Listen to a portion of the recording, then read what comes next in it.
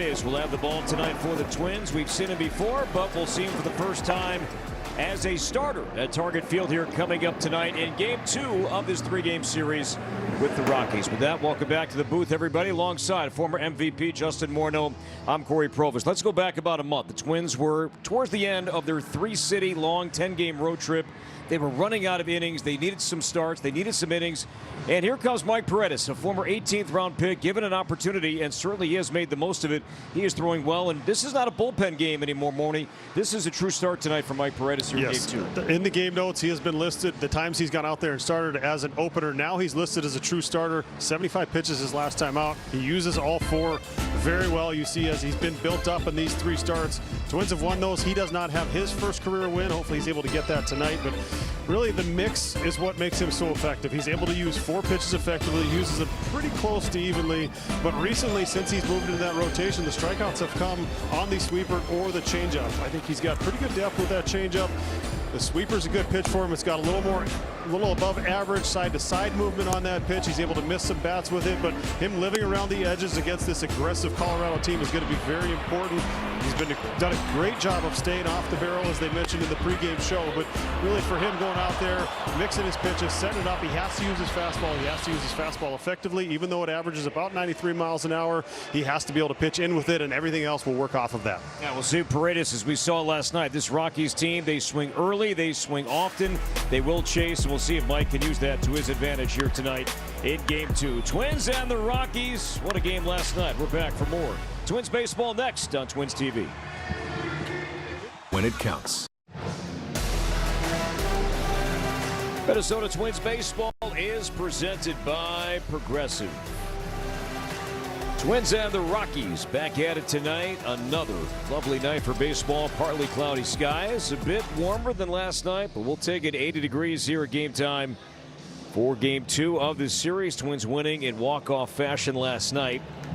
And before that victory last night, the Twins, they were 0-42 when trailing in the 9th inning this season. But that is now in the past thanks to that man right there, Royce Lewis, who produced his first career walk-off hit last night. And also a lot of credit, and Derek Shelton made a note of this in his office before the game, to Kyler Fedko for that read that he had on the ball that got away from Hunter Goodman. If not, the ball that Lewis hits, that might be a double play. Who knows how the game turns out. But Fedko, alert, aware of what was going on, took third base and set the stage for Royce last night. Mike Paredes is on the mound tonight for the Twins. This is his 6th game, his 4th start, and seeking his first big league win. Warren Schaefer took over last year on an interim basis for Bud Black and was officially named the Rockies manager in November. And the Colorado offense, we saw this team could score, especially late, among the best teams in baseball right now, scoring in the final innings. And the 4 batting order, Jake McCarthy was in right last night, in center tonight. Mickey Moniak in left. Hunter Goodman will DH after catching last night. Impressed by TJ Rumfield, the rookie first baseman. He was on base a ton last night. Former Twin Willie Castro and Tyler Freeman, Troy Johnston in right, Kyle Karros at third base, and Brett Sullivan will be behind the plate for the Rockies. And Mike Paredes, his season numbers, morning, are brought to you by CarShield. And making his 4th career start, has not allowed any more than 2 earned runs at any of those starts. He's going to mix all 4 of his pitches. He's got to use his fastball, and he will use his fastball effectively. Averages right around 93 miles an hour. We've seen him get it up to around 95. Everything plays off of that, his ability to locate that, especially against a very aggressive Rockies team. If he's able to go out there, establish that zone early, maybe get some quick outs on the edges of the zone, feeding off the aggressiveness of these Rockies hitters, he's going to be in good shape. And then using the sweeper, using the changeup, using the cutter, just mixing and matching all 4, not letting those hitters get comfortable. Hopefully get his first career big league win. And the defense on the other side of it, or behind him, excuse me, will be Larnach. Buxton on his bobblehead night out there in center. Keyshaw, 2nd straight start in right. Lee at 3rd, Gray at short, Clemens at 2nd. Royce Lewis at 1st, and Caratini doing the catching. Well, Byron last year on his bobblehead day, it was the Buck Truck bobblehead hit for the cycle. And now his bobblehead honoring the cycle performance. Who knows what's on tap for that man here tonight on his way to Philadelphia, and hopefully will be an American League starter. Mike Paredes digging in against this Rockies offense. Again, they swing early and often. Jake McCarthy hit a home run late last night. First pitch is a swing and a foul back. And 95 with that underway. Good velo from Paredes early on tonight. Yeah, I think the awareness of how aggressive these Rockies hitters are, they're not going to let you get away with just stealing a strike with a fastball in the zone. So came out with a little adrenaline in his first career home start. So the note, McCarthy riding a 14-game hitting streak. And 3 hits last night, matching a season high. Paredes working from the stretch. Nobody on base in the 0-1. And that misses high. McCarthy was a first-round pick by Arizona in 2018, acquired by the Rockies in a trade with the Diamondbacks in January. And there's the sweeper, and you talked about that a moment ago. Morning, what do you like about that pitch? Well, it's just got more side-to-side movement than typical sweeper thrown. So it's a little more run on that pitch. He's able to get it below those left-handed hitters' barrels. It all started with establishing that first fastball. So now they've gone a couple times towards that back foot with that breaking pitch. Let's see if they try and throw a changeup, maybe off of it, down and away, get him to roll over, maybe a little weak contact.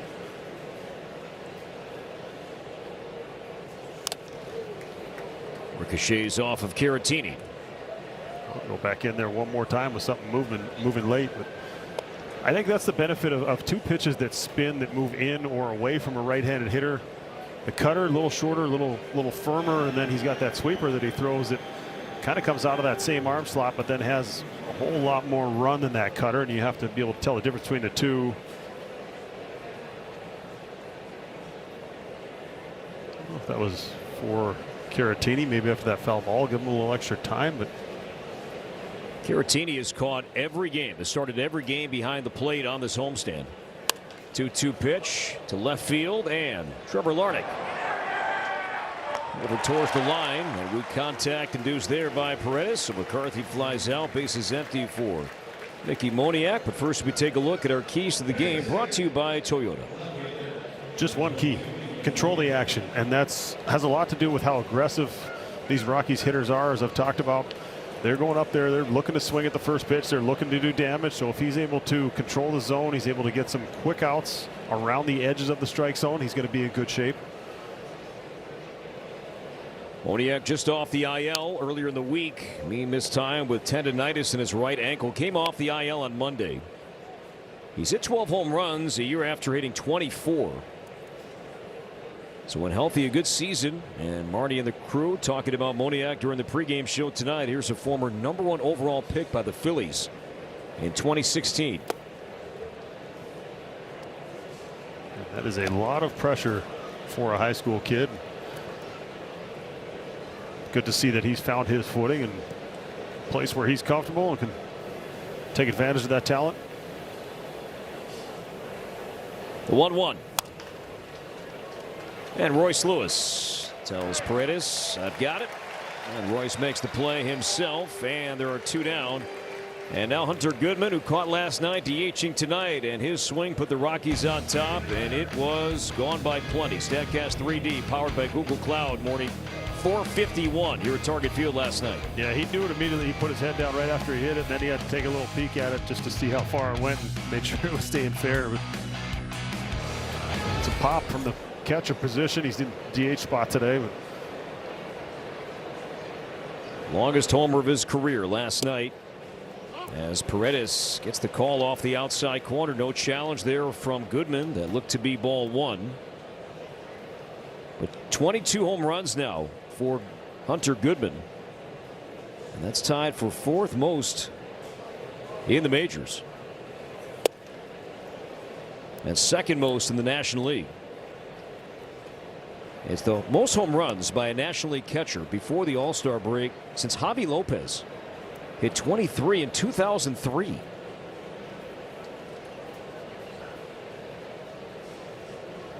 Wow. Breaking ball hung, and Goodman's going to add to those numbers. This one deep to the second, maybe third deck, and that is gone.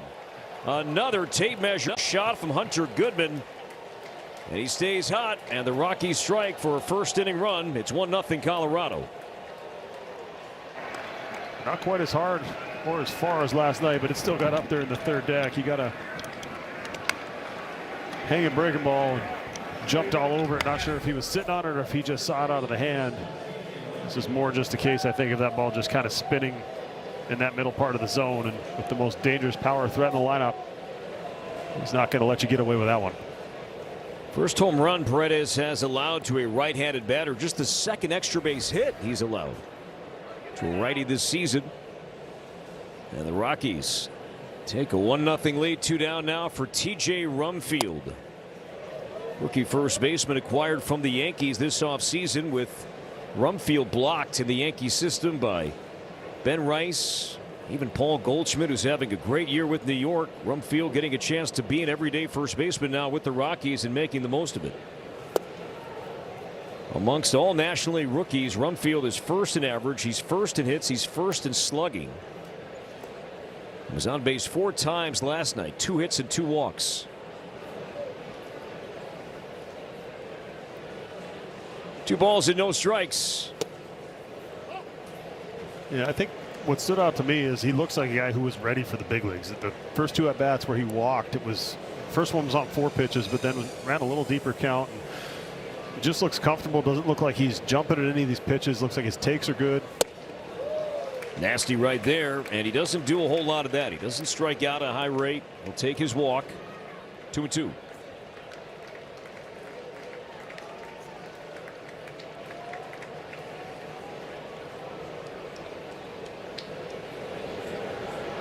See Brooks Lee playing well off the line at third base.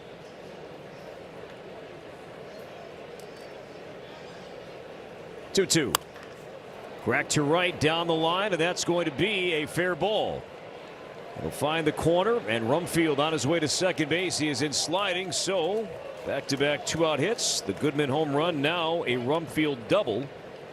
And the Rockies keep the pressure on now for former Twin Willie Castro. Well, Keyshaw had a couple of tough plays last night where he was tested, but this one here in the corner, first we'll take a look at that swing, and tried to go back in there with that sweeper to get that swing and miss. He adjusted and made a play, but watch how this ball kicks around crazy off that harder high wall, but he's got that infielder footwork where he was able to get behind it and make this actually closer than thought it was going to be at the start. Willie, riding a 5-game hitting streak, was at third base last night, starting at short tonight. There's a changeup from Paredes in for strike 1. Willie signing a 2-year deal this offseason with Colorado. He's only 29 years old. Performing well here in the month of June in terms of average and on base percentage. Jammed there, and that will reach the fans. 0-2. I'm sure you've heard me say this enough times, but I'll say it again. I think the slower you throw, not that he's throwing slow by any means, but the slower you throw, the more important it is to pitch inside. Stops the hitters from leaning out and sitting on the off-speed stuff, and it's for effect. You have to show them that you can throw a strike in there occasionally, but if you just live on the outside part of the plate with the fastball, top of the zone with the fastball, and you never make a hitter feel uncomfortable or feel like they're getting crowded, then they're able to kind of own that outside part of the plate where you want to get most of your outs. Rumfield at second base, 2 down, Twins down 1. And the 0-2 to Castro, chopped up the middle. It's going to be Gray on the second base side, makes the play to end the inning. But the Rockies strike, and no surprise, Hunter Goodman, an all-star last year and likely will be all-star bound again. Now 23 home runs, so the Rockies lead early here at Target Field. Operation. Derek Shelton and the Twins will bat here bottom 1, trailing by 1. Twins scored 2 more first inning runs last night. They have been doing that a ton here lately. And the Twins batting order: Trevor Larnach, Byron Buxton, Cody Clemens, with Bell, Caratini, Lewis, Lee, Gray, and Keyshaw rounding out the 9 for the Twins. We're a top 10 both in run scoring and home runs across Major League Baseball offensively. And that group seeing veteran righty Michael Lorenzen here tonight as Larnach takes a strike 1 on a fastball at 94. It's been a bit of a struggle, to say the least, for Lorenzen this year. He's been punished within the zone. It's a 7-pitch mix. It's going to be to the lefties. Changeup is actually the first pitch. Most of his strikeouts to left-handed hitters have come on that. He's given up 5 home runs on the 4-seam. To the righties, it's 7 pitches and none of them more than 20%. It's a little bit of everything, but just try and get him in the heart of the plate. Everything's moving all over the place. And as you've seen, he will give up some hits. He will give up some home runs.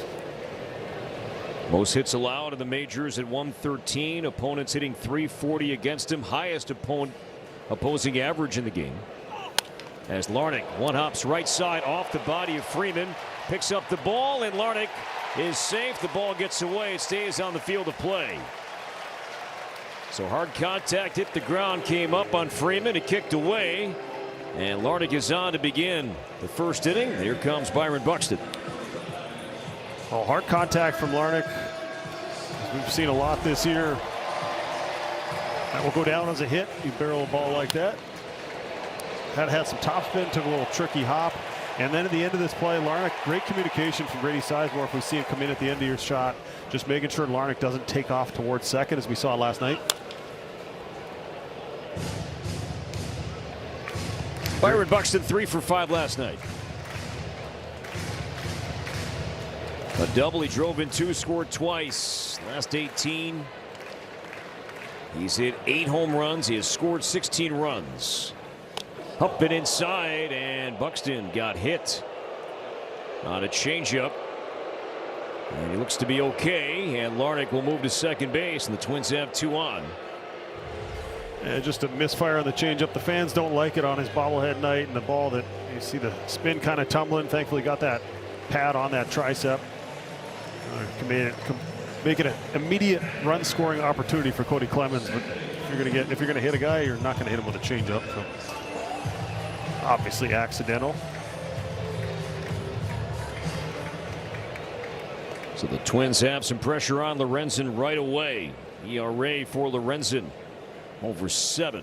And Clemens will add to it. Base hit to center field. Larnach has the green light. He is coming home. McCarthy's throw is late.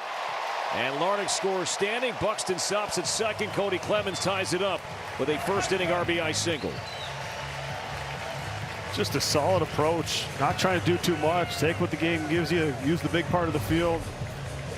And Cody Clemens continues to swing a very hot bat. And that's where Lorenzen, that's what's got him in trouble a lot this year, is just missing in the heart of the zone. He's attacking. He's not trying to walk you. He's trying to go right at you. Initially, my first read was thought Buck should have been on third, but that throw was lower than I saw out of the hand. Infield fly is called as Bell pops out to Karros. 1 away. So 1 in, 2 on, 1 out. And here comes Victor Caratini. And most combined hits per game this month. 2 offenses that are putting up some big numbers, and we saw it again last night.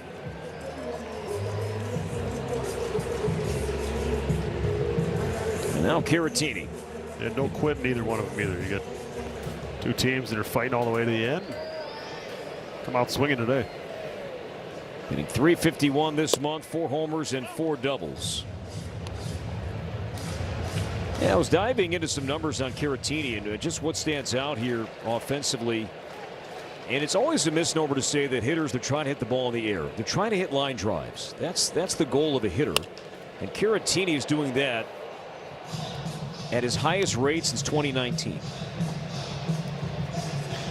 And I think I agree. There's a lot of people that think I'm trying to hit the ball in the air. No, ground balls, especially on the pull side, are outs the majority of the time. You're trying to hit it over the infielders, not necessarily over the outfielders, but you're trying to have that launch that's going to carry over the infielders. If you hit it well, maybe you'll get it off the wall or out of the ballpark. Surprising, no challenge there in a run scoring situation. Lorenzen may be a little frustrated that there was no challenge on that. Taking his time out there. But Sullivan is catching. Lorenzen tonight And the 1-2 pitch, ground ball right side in the hole. Sliding stop by Freeman. His only play is to first. Nice play by Freeman for the out. Buxton to third. Clemens down to second. Royce Lewis coming up in a 1-1 game. For more on Royce, let's check back in with Katie Storm. Yeah, Corey, first walk-off hit for Royce last night. He told me it was personal when he stepped up to the plate. He just wanted that moment for him. He got another opportunity. He wanted to have that walk-off hit. And also, guys, he knew his whole family was watching on vacation, so he wanted to do it for them. So you love to see that happen. What a hit he had last night. What an ending of that game. And we say hi to Royce's family, tuning in, no doubt, right now. See their son and Sam's husband come up in a big spot right away. First inning tonight. I just think the part that maybe I didn't realize was the intentional walk that happened before that to go after Royce to try and set up that double play. I think maybe that's what Royce was referring to. Katie was talking about there. All right, you want to come after me? I'm going to make you pay. And then the great read by Fedko forced him to bring the infield in. It all kind of went away. But nice job by Royce, continuing to swing the bat well since he's been back.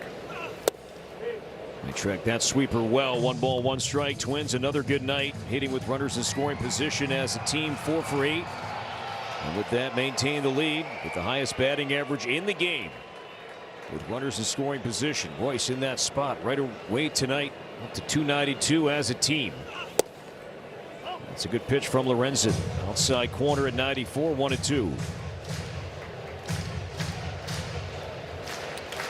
For a guy with as many pitches as Lorenzen has, it's almost more of a looking to an area as opposed to a speed or a shape. Really hard to look for any one pitch.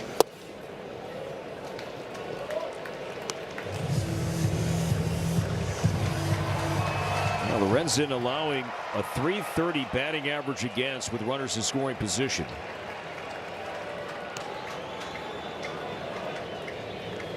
Two and two on Lewis. Do it again. 96 from Lorenzen.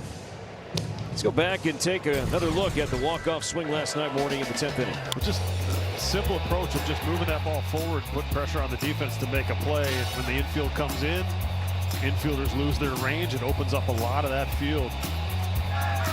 You saw the emotion from Royce after all the ups and downs he's had, not only this year, but over the last couple of years. And it's a moment he's been waiting for, and his teammates appreciate it. And it's always when you hear the comments from the fellow players, from the teammates, of how excited they are for another guy, and he's one of those guys they're pulling for. Pulled to third and played cleanly by Karros, and he throws out Royce to end the inning. But the Twins tie it up with the Clemens RBI single.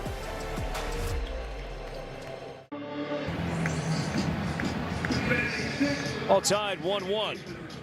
As the Rockies are batting in the second, Cody Clemens, a game-tying RBI single. Now he's knocked in 3 runs so far in this series. And Paredes will face Freeman, Johnston, and Karros. Here the Colorado second. Freeman came in last night off the bench. Starts at second base tonight as Paredes hits the outside corner for strike 1. Southern California native is Tyler Freeman, drafted by the Guardians, second-round pick in 2017. On his second season with the Rockies. 0-2. Had something other than a fastball down the middle on his mind.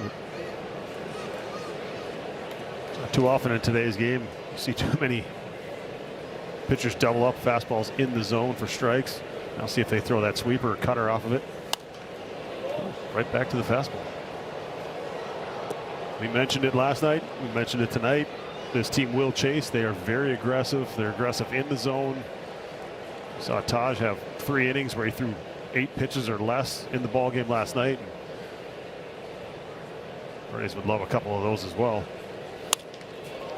Line to right center field and a leadoff single for Freeman.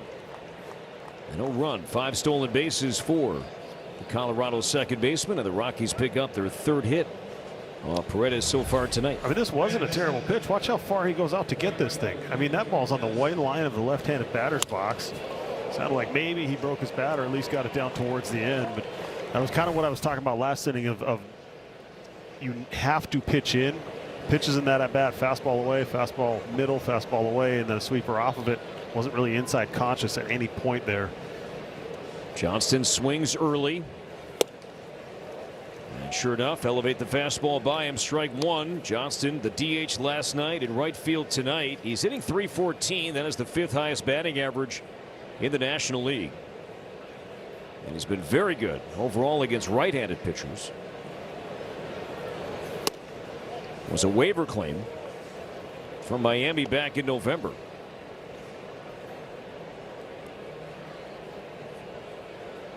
Taj Bradley, tough no decision last night after 7+ innings, while in 2 runs, struck out 7.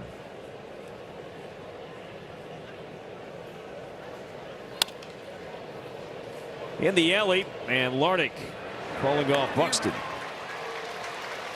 I love that right there. Did you see how long Paredes held? This is something that you mentioned with the run game, with the Twins allowing 77 stolen bases with 14 caught stealing, is not being predictable when you pitch. Does he pitch on 7 seconds every time? Does he pitch on 6 seconds? Well, he came set early. He made that runner stand at first base a long time. He made that batter stand in the box for a long time. And he just held and held and held. And with only 1 timeout per plate appearance for the hitter, you can't just call it anytime you're standing there too long. You can't ask for time. And see, there it was again. He held, he held, he held, he held. And then the runner who wants to run is either getting anxious, the hitter starts to get tight, or you start to feel uncomfortable in the batter's box. I don't know why more pitchers don't try and take advantage of the clock in their favor. Freeman stays, and Karros high and deep to left center. Buxton on the move, still going, and Buxton runs it down on the warning track for out number 2. So Karros has swung at 2 pitches so far in this series, at a pinch hit double late last night, and nearly found the warning track here in the second tonight, if not for Platinum in center. And he made that look so easy. He made it look like an average play, but you put anybody else out there in center, they are not getting under that ball the way he did. He just kind of, he got in about 90% sprint speed and just sort of glided after it, had it timed up perfect. From our vantage point, it's just as good as you get. Watching him, he knows exactly where he's at in space, knows that he's not on the warning track, doesn't have to break it down before he gets to that ball. He timed it perfect. Just, he makes it look so easy when it's not. And that ball is even more challenging to catch if this series is playing in Denver at Coors Field. Cavernous alleys, such a big ballpark in left and right center. 2-0 on Brett Sullivan. It was a 17th round pick by the Tampa Bay Rays in 2015. Has 4 home runs, and he's homered 3 times over his last 5 starts.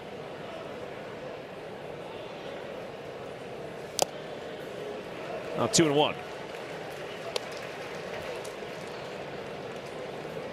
Twins after their 40th win of the season tonight. 39-44. The loss last night for Colorado. The Rockies became the first in baseball to lose 50. To the right side, off the glove of Royce, and now it kind of turns Clemens around. And Freeman makes third, and the Rockies have runners at the corners for Jake McCarthy. Good effort from both guys. Hopefully they're both all right. That will go down as a hit. Just a reaction play. Royce trying to get it, and then Cody trying to adjust, and that could have been ugly. Kind of gets caught here as he tries to plant, but just kids playing a game out there. So a couple of singles for the Rockies, and now McCarthy. He's been very good with runners in scoring position, as you see, hitting .426. Softly this time to Clemens, and he'll throw him out, and nice job by Paredes. Some traffic, but the Rockies don't score. By the city that started it all. Twins and Rockies all tied 1-1. Twins batting here in the home second. Yeah, the lower third due up. Our Delta drone camera looking down at beautiful Target Field. Great ball game last night. Outstanding concert post-game from Ludacris. Stuck around for that and really enjoyed the show. And many stuck around too for the entire show. And why not? He was great.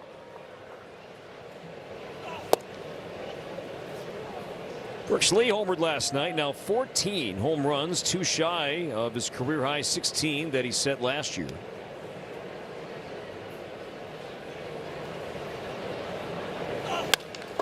Line to center field, and that'll hang up for McCarthy. Solid swing there from Lee, but lines out to the Rockies center fielder to begin the home second. Now Michael Lorenzen, Morty, he has been around a long time. Starter, bullpen, now he's been a starter in the big leagues forever. Threw a no-hitter with the Phillies in 2023. That was just a couple of starts after he was traded by the Tigers. He was an all-star with the Tigers in 2023. A long-time Cincinnati Red, and signed with the Rockies this offseason, a 1-year deal with an option for 2027.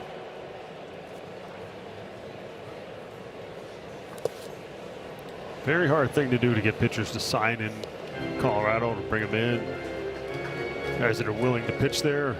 It's a hard place to pitch.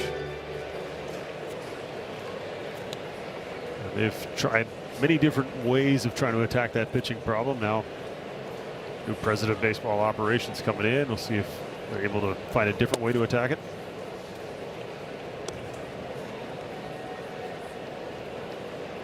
And Lorenzen is jacked.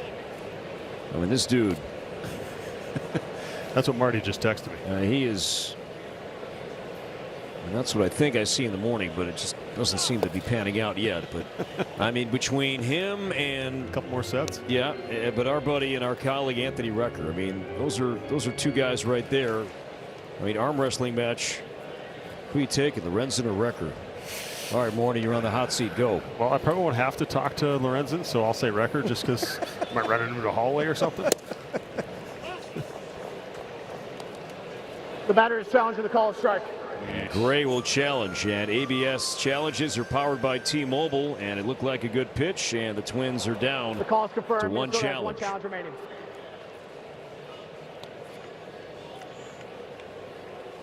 Twins challenge more than any other team in the game. Challenges period, but also challenges 1. And Gray strikes out. First strikeout for Lorenzen. Doesn't do that too often. Just 66 strikeouts and not even 80 innings thrown this season. This a cutter or a slider that just kind of stayed up in that outside part of the zone.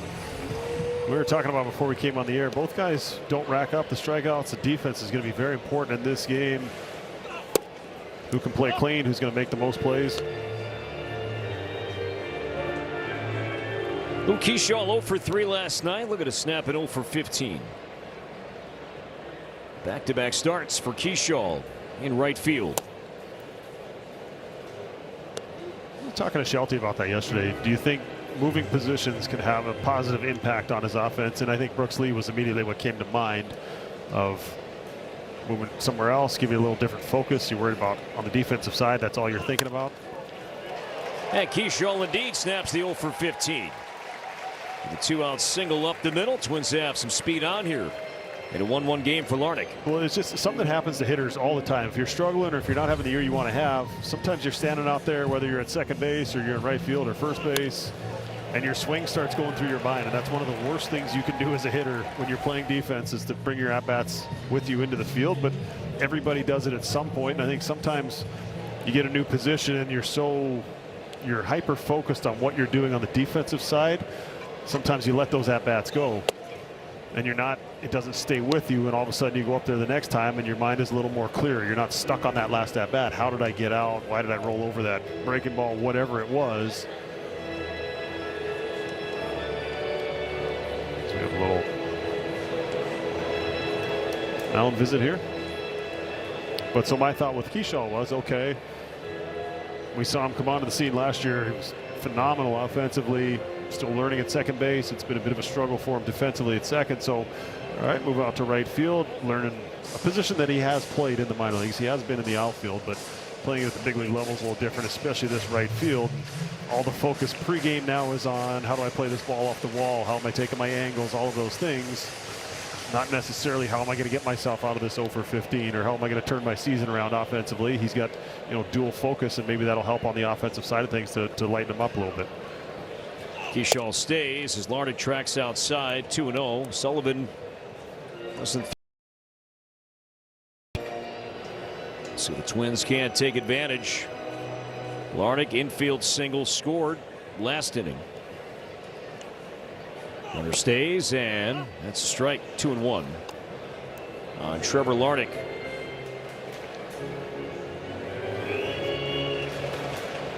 Larnach last 9 games batting over .440, 2 homers, 3 doubles.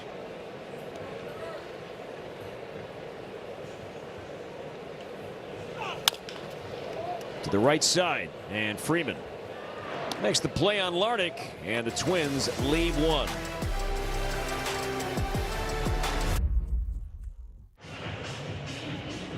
Top of the third in Minneapolis, Luke Keyshaw with his second start in right field. He told me he feels so confident out there. He told me, put me anywhere on the field, I'll figure it out. He had a lot of good things to say about outfield coach Grady Sizemore, 2-time Gold Glove center fielder. He said Grady puts in all the work with him and makes sure he's ready and comfortable to do what he needs to do. And lastly, guys, Derek Shelton said his overall first impression last night of Luke is that he's an athlete. He's a good athlete. We've seen that athleticism. It was last night, a play here already tonight. Nice to see him get that hit last inning as well. All right, Katie, thank you very much. Keyshaw singled in the second, snapping an 0 for 15. Mickey Moniak leads off. The Colorado third against Mike Paredes. Craig Counsell's been managing for a long time now. The Cubs, the Brewers before that, but I had a chance to be with Craig towards the end of his playing career, just talking about the role and the position of utility, and that you're not defined by just one spot anymore. And in Counsell's playing era, that is how, if you were in your mid-30s, that's how you prolonged your career. And that was kind of your last stretch of, can I maintain a roster spot? If so, I don't have the luxury to say, hey, I am only going to play this one position. Lewis on the second bounce. He'll feed Paredes, and there is out number 1. Whereas now you're seeing it's more and more. You look inside a dugout, and there are numerous utility players. And Shelty said there's only one guy that we're not going to ask to play a different position. That's the guy at center. He's either center, DH, or he's out. Everybody else, you might have to play multiple spots. I think it's just with how many matchups that come out of the bullpen and all the different ways that the game is managed today, you have to have those pieces you can move around. You got relievers down there that are specifically brought in to get right-handed hitters out. Okay, so if there's an opportunity to pinch hit, get a platoon advantage in the matchup. Well, it's hard to have a bench full of guys that can play everywhere, but if you were able to move guys who are currently on the field around, that helps as well. Goodman again whacks one to left center field. This one carrying towards the bullpen, and that is gone. Hunter Goodman, 2 at-bats and 2 long home runs. Now 24 this season, and the Rockies regain the lead.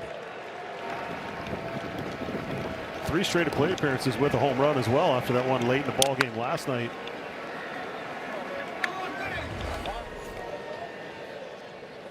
Just head is so still. He puts himself in a position to be able to launch, wait on that back leg, he transfers and then lets the hands fire out front. Tell by the sound if you didn't see it, that was loud.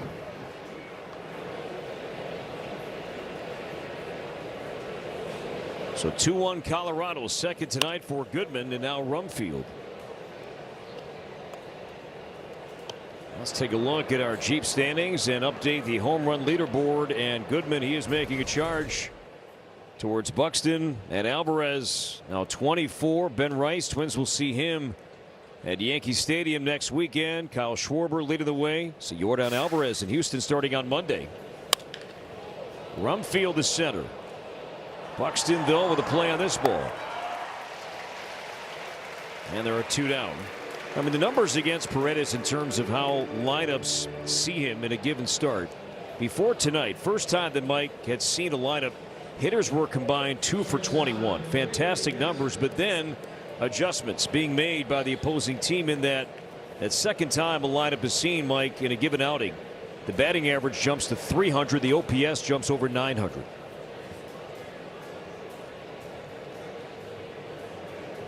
Two down for Castro. 0 for 1 tonight and 1 for 6 in his return. To right, and Keyshaw makes the play. Inning over, but the Rockies are back on top of the second homer tonight from Hunter Goodman. We're here for Minnesota Twins baseball is presented by your local Toyota dealers and by Thrivent, where finances and generosity are the ultimate double play. Back with Justin Morneau, Katie Storm, Marty Gellner, Ryan Lamar, Anthony Rucker, Corey Provis, and our award-winning Twins TV team. We thank you for letting us be a part of your weekend plans.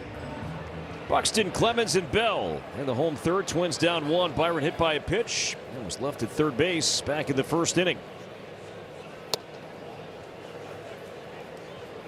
No swing.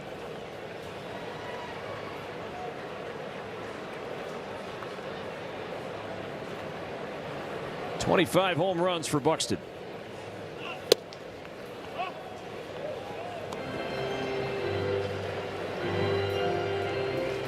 And 14 of them have been hit here at home.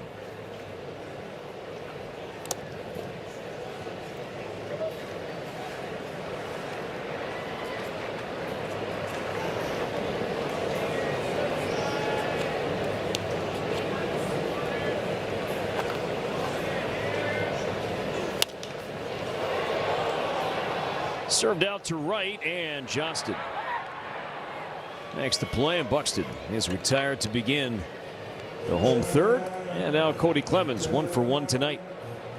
An RBI single that tied up the game briefly in the first inning. The thing that was so surprising about that to me is left-handed hitters on his cutter, which was the pitch that Cody hit, like 600 off of that pitch. So there must have been a matchup there or something about it they liked, but Cody got to him on it.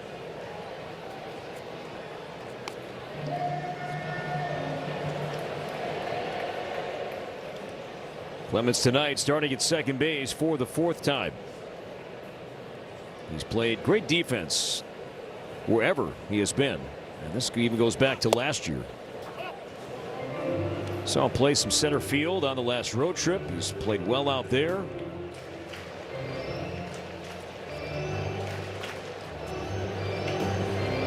Turned out to be such a great pickup when the Twins lost Luke Keyshaw early in 2025. Clemens DFA'd by the Phillies, and he joined the Twins not long after that, and the rest has been history. And Keyshaw's injury was 100% reactionary, with Clemens joining the Twins a season ago. Now it's hard to picture him without him.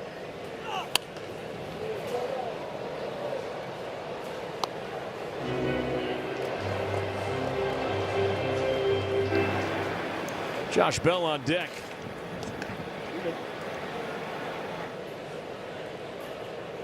You see Lorenzen shaking. Rockies one of those teams that were calling pitches from the dugout.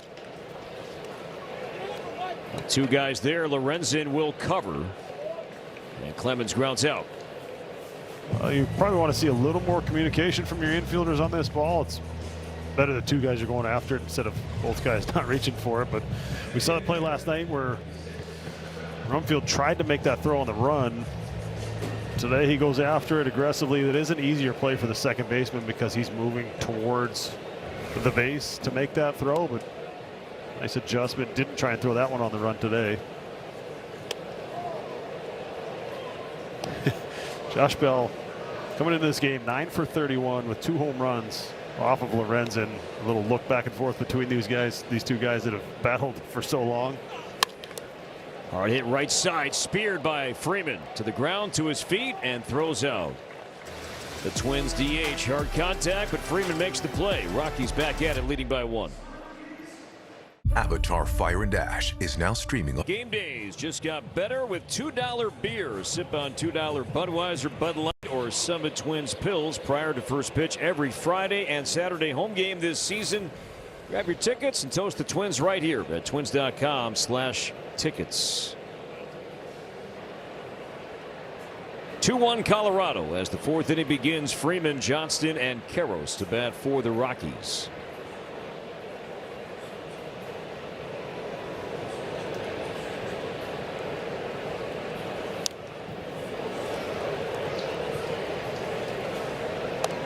The Twins entering play tonight against the National League at 10-18, but they're not alone. As we have talked about, interleague play this year has been dominated by the National League. And this series marking the end of 3 straight series against the senior circuit. Next time the Twins will face a National League team will be out of the All-Star break 3 at Wrigley Field in mid-July.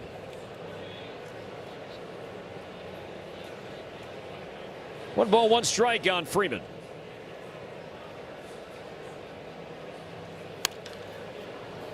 Got in enough on the breaking ball, and Larnach, he's been busy tonight. One away here in the Rockies' fourth. Dan Stoltz here with Tony Oliva. You're a Hall of Famer. You blazed a trail, and that's what we want to do at Blaze Credit Union. 100% Blaze is Minnesota. Go Blaze!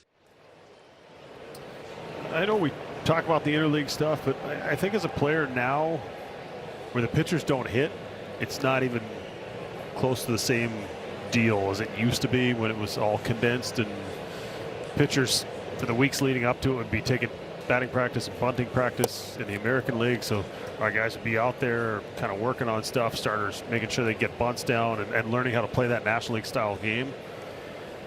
And so I think the fact that it's spread out and the fact that there's a DH in both leagues, the significance of it, I think from the player side isn't quite what it used to be.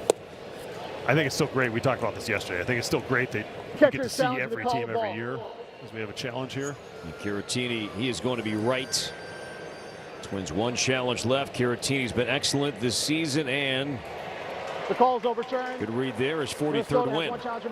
Well, somewhat risky. He had to have been very confident there, knowing that if he was wrong, Twins would have been out without challenges the rest of the game. But I think the fact that you see the National League teams every year as well, it's not like you go 3 years between seeing the Diamondbacks or seeing the Mets or whoever.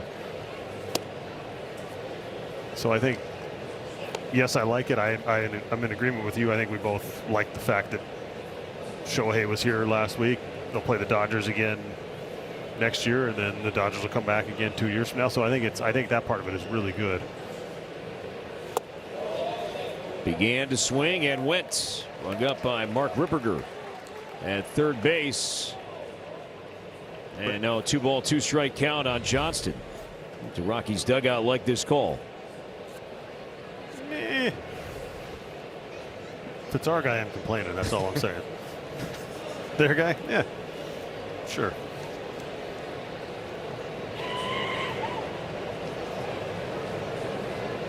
Base is empty, 1 out, 2-2. Paredes to Johnston.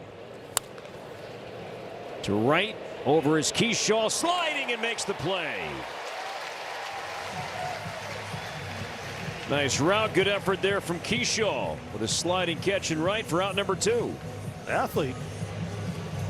Going to get it. This will be our unreal defensive play of the game, and went into that slide. I think part of the benefit a lot of times of playing the outfield too, all you got to worry about is catching it. You don't have to worry about what position you're in to get up and throw it. I think he'll start to enjoy his time out there running around, showing off his athleticism.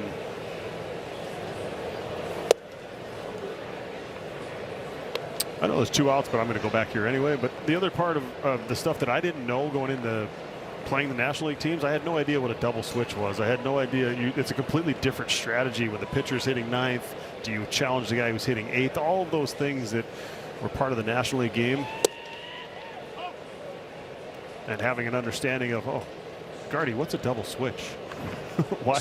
I remember Lou Ford getting mad when they did a double switch and Lou had to come in from the outfield, and he was upset. He's going, "Why are you taking me out of this game? What did I do wrong?" We go, "No, Lou, we need the pitcher spots coming up, and we need to make some changes in the lineup." And so there was that whole part of it. I mean, Shelty laughs about it because when he was Rocco Baldelli's bench coach in 2019, double switching and pitchers, all that hitting, that was still in play, and things were moving fast for Rocco and Shelty. They had to really kind of, talk and slow him down a little bit to remind him about how this is going to play out and how to utilize your bench and maybe trying to get a starter out of the game. Yeah, all that came into play. The starter's going to be, he's due up second next inning. Right. So how do we, there was more strategy that went into it. I loved it when I went over and played in Colorado and got to play that National League game, especially if you're not starting. You knew at some point you were going to be in that game. So I think that part of it, now watching pitchers hit, was not enjoyable, but the strategy part of the whole thing is something that I enjoyed. 2-2 on Kyle Karros. Well, in the minor leagues, the National League teams at AA and AAA, when they would play another National League team, they would have their pitchers bat just so they would be used to it when they got to the big leagues. And American League teams, we never did it, so it was all new when we got to the big leagues. There was some novelty to it. There was some excitement. Struck him out with a sweeper, and a 1-2-3 fourth inning for Mike Paredes, and his first strikeout here tonight ends the Rockies' fourth. Twins coming up down At twins.com. Let's take a look at our Postman Law injury update, and the Rockies minus some young outfielders right now, but hopefully getting these guys back, both Brenton Doyle and Jordan Beck, set to begin respective rehab assignments this week for Colorado.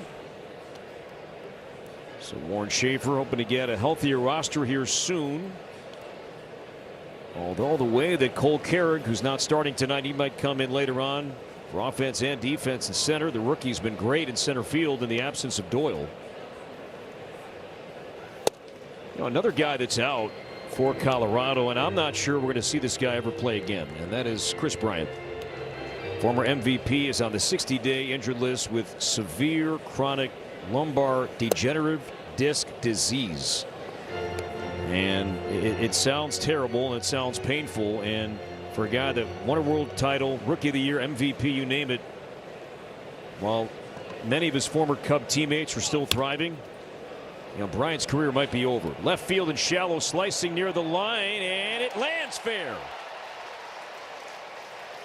In between Karros and Moniak, and so Caratini slicing that one into a perfect spot. And the Twins have the leadoff man out for the second time today. That ball was in the air a long time, but we've talked about it recently over the last couple of weeks, how much deeper the outfielders are playing, and you wonder if them taking away the extra base hits, playing close to the track, opens up some of the room on the field for balls like that to fall. Whatever happens, Vic will take it. Continue to swing a hot bat in the month of June. Now Royce, who's hit safely in 7 straight, hammers one foul to left. Look out. Into the seats. New piece of lumber.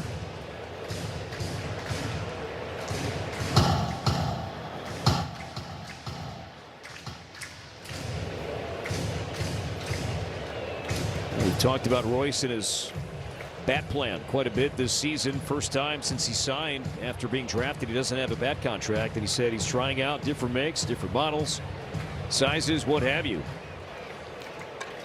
to find one that just has the right feel.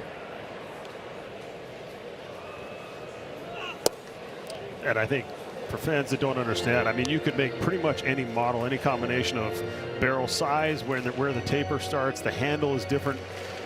And sometimes you could use your own bat for 400 at bats, and all of a sudden you get in the month of August, you pick somebody else's bat up and it feels way better than yours. So the freedom to be able to switch is huge. And there's certain guys that, you're facing different pitchers, you use a longer bat, a lighter bat, you can adjust with that as well. Sometimes it's different models, and for Brooks, right-handed, left-handed, switch hitters will tell you it's not the same bat both sides. But it is funny how you can be on fire, you can hit 8 homers in a month with one bat, and then you show up one day and it just feels terrible in your hands, and you pick somebody else's up and go, okay, here it is. Eventually you usually migrate back to your own, but saw with Jazz Chisholm in New York using Judge's bats. Left side, Carrolls will go to second, and the return not in time. So the lead runner, Caratini, forced out as Lewis reaches on the fielder's choice. And one of the bats that I know that Royce has dabbled with is a Judge model this season. He's also experimented with the Byron Buxton bat. All part of the process here for Royce. It's so much of confidence, feeling good, walking up there, feeling like you have the right weapon in your hand to do some damage.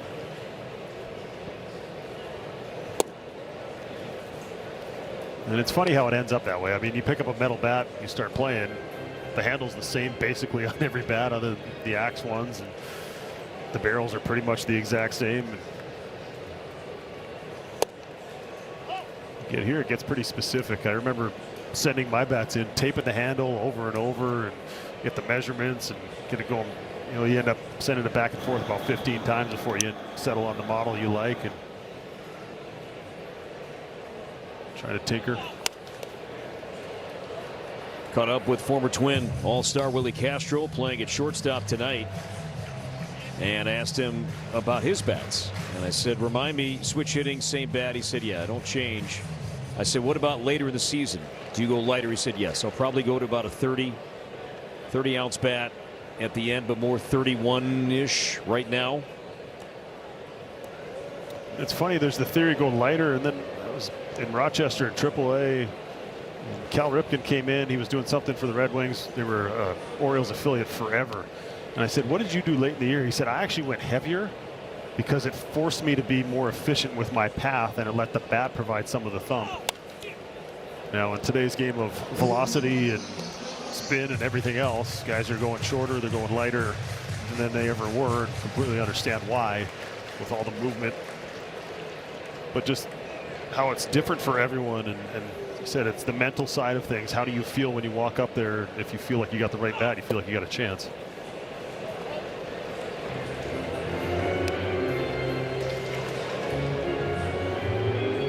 Brooks Lee hit the ball well his first time up and lined out to center.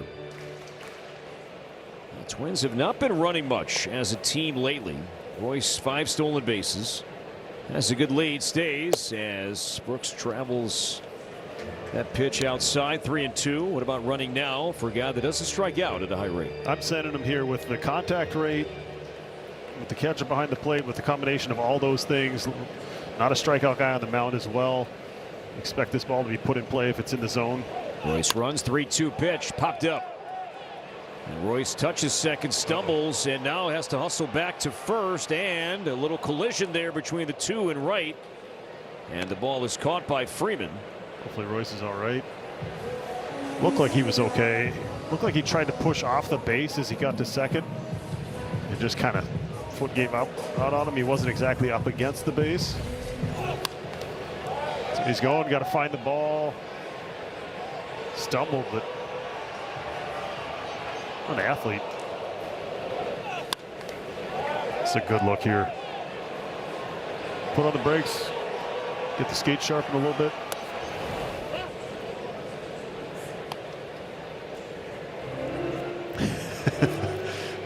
Let's go. All right, give me 3 or 4 pitches to catch my breath.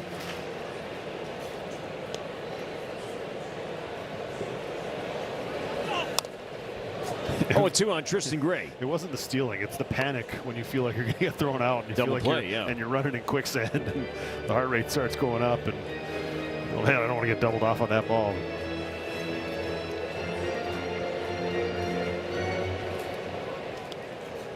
Rockies will have 9-1-2 coming up in the 5th. Disengagement number 1, and Royce back in. Swipe tag applied by Runfield. Sure, if Royce was going there, if he was just trying to distract him a little bit. 2 out, 2 strikes. Get the scoring position. A little lean going here.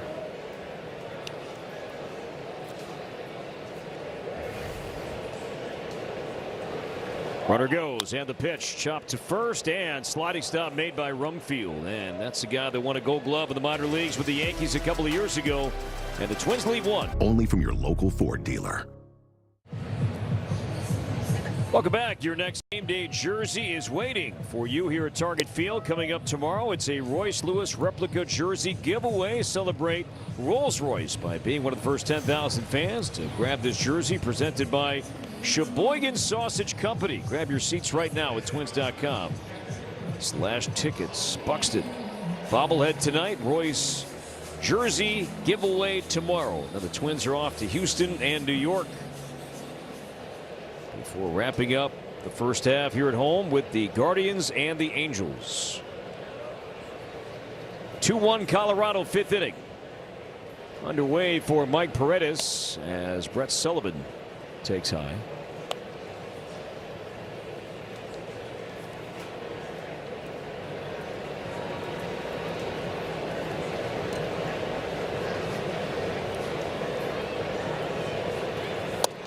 Brett Sullivan was drafted by Tampa Bay, 2015 17th round pick, and chatting with the great John Vitas, a member of the Twins radio team. John was calling Rays minor league games in 2019, and Brett Sullivan was the catcher on that Port Charlotte team in 2019. And what a staff it was that he was behind the plate for as he flies out to Keyshaw for out number 1. Joe Ryan was on that staff, as was Shane McClanahan and Christopher Sanchez. Yes, that Christopher Sanchez, who was then with the Rays, traded to the Phillies for Curtis Mead years later. But how about Sullivan in 2019? A-ball, Port Charlotte, a starting staff with Ryan, McClanahan, and Sanchez. Impressive. But I think maybe the most impressive thing is that somebody had a trade with the Rays and they won. Well, actually, 2 of those trades. Twins. Twins got that one, and obviously a different situation. They were trying to enforce their lineup, and Twins took a chance on Joe Ryan. That's worked out well. Sanchez is doing all right. But yeah, I think he's doing fine. What an experience of catching arms like that. I'm sure you're sitting there going, oh, this is A-ball. I can't imagine how good these guys are in the big leagues. 2-0 on McCarthy.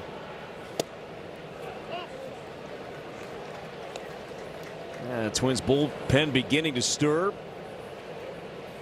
as Paredes went 5 innings, a career high last time out in Arizona. 1 down here in the 5th tonight. This is low ball 3 on McCarthy, who has bounced out and flied out tonight.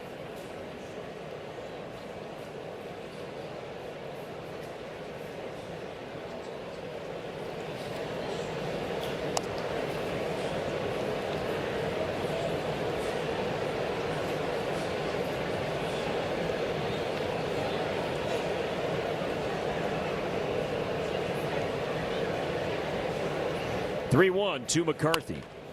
Hammer to right field. This one deep towards the dock, and that ball is off the wall. Keyshaw giving chase. Still hustling. Picks it up. Going for third base. McCarthy. The throw is offline. 1-out triple for McCarthy, and now a 15-game hitting streak for the Rockies outfielder. Hopefully Keyshaw's all right. Winston a little bit after that one, but yeah, Buck's staying close to him. I don't know. Keyshaw out there. He's made some great plays so far in his game and a half, but this one a little different. Hard wall to play out there with the padding. The hard wall above it. The limestone above that. It's a very challenging right field to play. Hopefully Keyshaw's all right. Brady Sizemore watching his new student closely. Infield in, Moniak the batter. With 1 out, Twins down 1, Rockies threatening.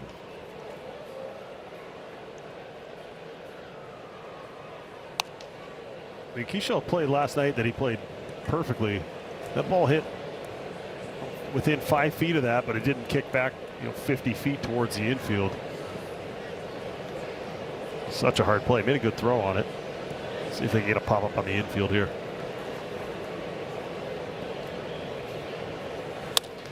Right side, diving stop made by Clemens, and thought about it, will take the out. So McCarthy scores the RBI for Moniak, and it drives in the third Rockies run, and the Twins are down 2. And Cody made the right play. This is a great play here by Cody. Just reactionary. Thought about throwing it from the knee. And then just take the out. But do or die, 9th inning, something like that. Maybe take a chance coming home, but still got half a game's worth of at-bats left. And now Hunter Goodman, 2 for 2 today. Towards the hole left side. Great backhands, plants, long throw. Royce with the stretch, and yes, engaged with the bag for out number 3. Wow. Nice play all around. Gray deep in the hole, and then Lewis with the stretch and the catch. And the Twins solve Hunter Goodman for the first time here tonight. Good D there from the shortstop, first baseman trio. And the Twins with Gray and Lewis combining for out number 3. But the Rockies at 1. Twins down 2 halfway home at Target Field. I'm a delivery. Rockies score 1 on the Moniak RBI ground out. Twins now down 2, batting in the home 5th. Keyshaw, Larnach, and Buxton. Target Field from our Delta drone camera. Keyshaw snapped an 0 for 15 with a single in the second, and pops up the first pitch here, bottom 5. And Jake McCarthy under it. And there is out number 1.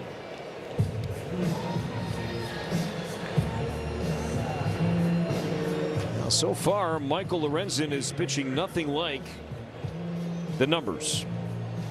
His last win coming on April 24th against the Mets at Citi Field. Since then, he's 0-7 ERA, just under 8.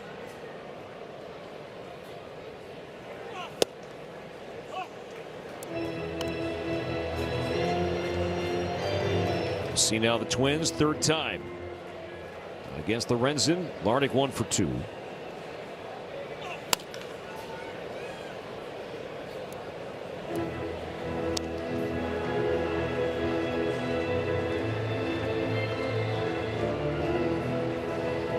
Lorenzen, 34 years old.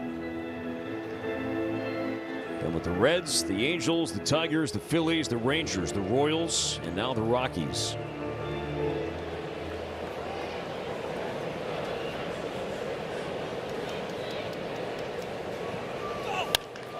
Line to center field, and a base hit for Larnach.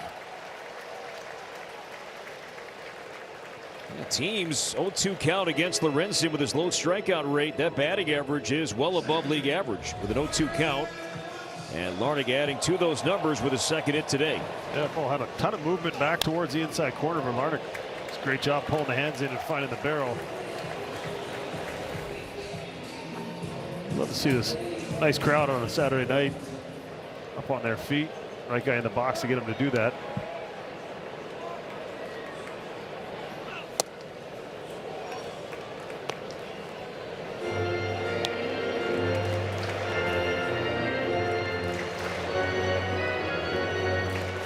Yeah, the start sinker usage way up for Lorenzen. You mentioned a little different than what he's done. A little different pitch mix as well. He's typically kind of 20% with everything, but the righties, it's been that sinker and that cutter a lot of the time. He has thrown that changeup as well, which is something he usually throws more to the lefties.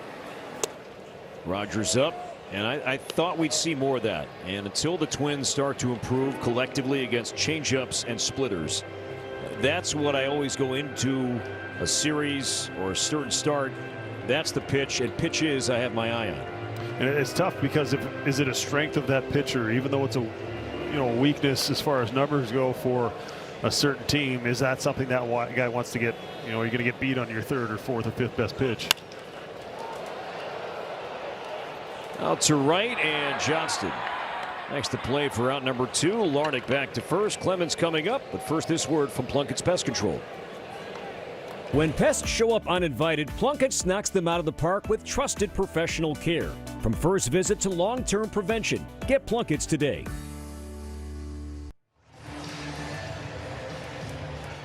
So 2 down, and Cody Clemens, who has knocked in the lone Twins run so far tonight, a first inning single that brought in Larnach.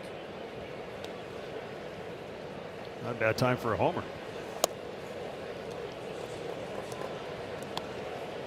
With that split last night for a homer. See if he can get something on the inner third, inner 2/3 of the plate to turn on.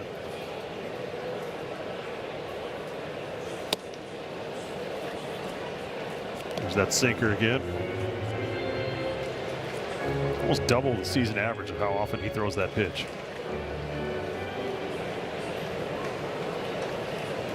So Lorenzen is calling his own game, has the PitchCom transmitter on his right hip.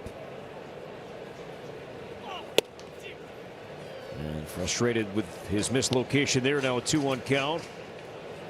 The Rockies pitching coach is Alon Leishman. And he came to the Rockies from the Marlins. And the Rockies no longer are they calling pitches from the dugout. That changed a few weeks ago. Now Lorenzen, he's been calling his own game all year. He's a veteran, but up until the last few weeks, calls were coming from the dugout. Not the case anymore. Just a lot of things to focus on. I think the players on the field prefer it this way as far as being in control. It's their career and being in control of what pitches they're throwing. And as we've heard, it's a suggestion coming from the bench. Especially the way the Marlins do it. You assume if the pitching coach came over from the Marlins organization, it would be the same way. It's not necessarily mandatory, but it's suggested from the bench. So Larnach, he'll be moving here. 3-2 count, 2 down. And that would have been ball 4, and Clemens knew it.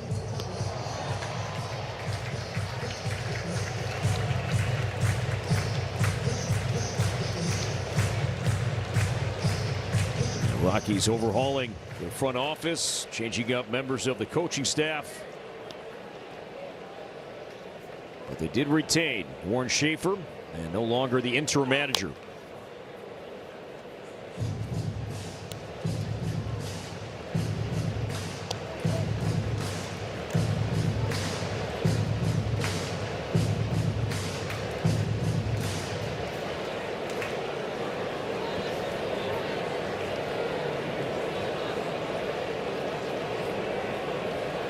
Rockies not holding Larnach on.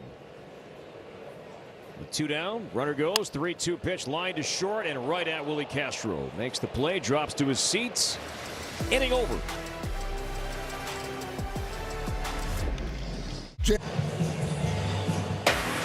Minnesota Twins baseball is presented by Ram Trucks. Nothing stops Ram. And by Delta. From Twins territory to the world, Delta, official airline of the Minnesota Twins. Game 2 of this 3-game series. Twins winning last night in 10 innings by 1, trail by 2. About to begin inning number 6. Our progressive wire cam. Here at Target Field tonight, Rumfield, Castro, and Freeman, and Mike Paredes back out for the 6th inning.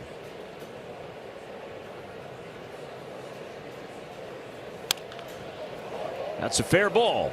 Down the right field line. Takes a friendly bounce for the Twins, and with that, Rumfield will be held to a leadoff single. Sometimes you can play a series in the outfield and get like 3 balls. Keyshaw's had like every single play you can have in right in his game and a half plus out there. The ball in the corner that's tough. Ball's hitting off different parts of that right field wall. That one down the line, kicking back towards the field. And he's had a lot of tests and he's passed them. Leadoff man is on, and now Castro 0 for 2 here tonight.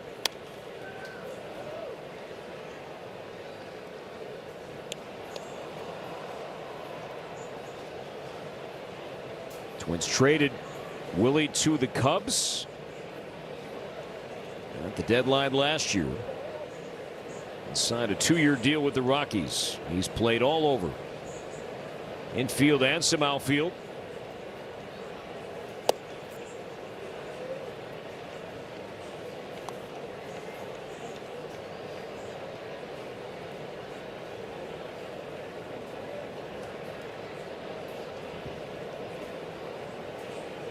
One and one on the switch hitting Rockies shortstop Willie Castro. Helmet comes off on a cutter from Paredes, and it's 1-2. Paredes 1 strikeout, hasn't walked anybody.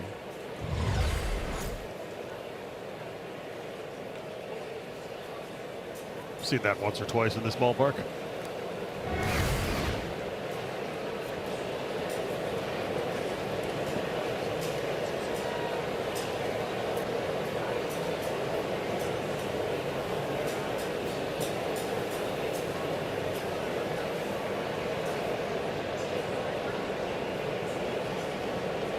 From field, short lead.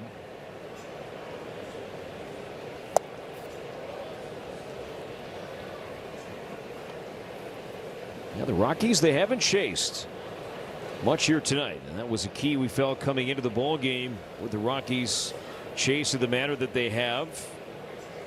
And for the most part, they have forced Paredes to be in the zone. And that's strike 3 called, and Willie will challenge. He's going to be wrong. Batter challenging the call, strike. He had one of these last night in a 3-2 count. A 2-2 count tonight. Same reaction as last night. Colorado has 1 challenge remaining. Second strikeout for Paredes, and the Rockies are down to 1 challenge, and down and out here in the 6th inning.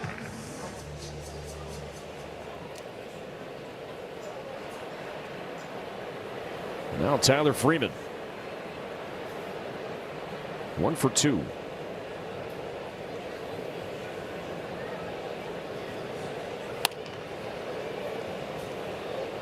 The trade that sent Freeman from Cleveland to Colorado happened at the very end of spring training 2025. And the piece that went back to the Guardians was outfielder Nolan Jones. And Nolan Jones was coming off a good couple of seasons really in Colorado. And at the time, I loved that move for Cleveland. To right center field, Buxton on the move, angling back to his left and won't get it. That's going to land and find the wall. Rumfield will stop at third base on a double for Tyler Freeman. So he has a 2-hit night. And the Rockies have 2 on, both in scoring position, leading by 2 here in the 6th inning. Wonder if this will bring Pete Mackey out of the dugout for a little mound visit.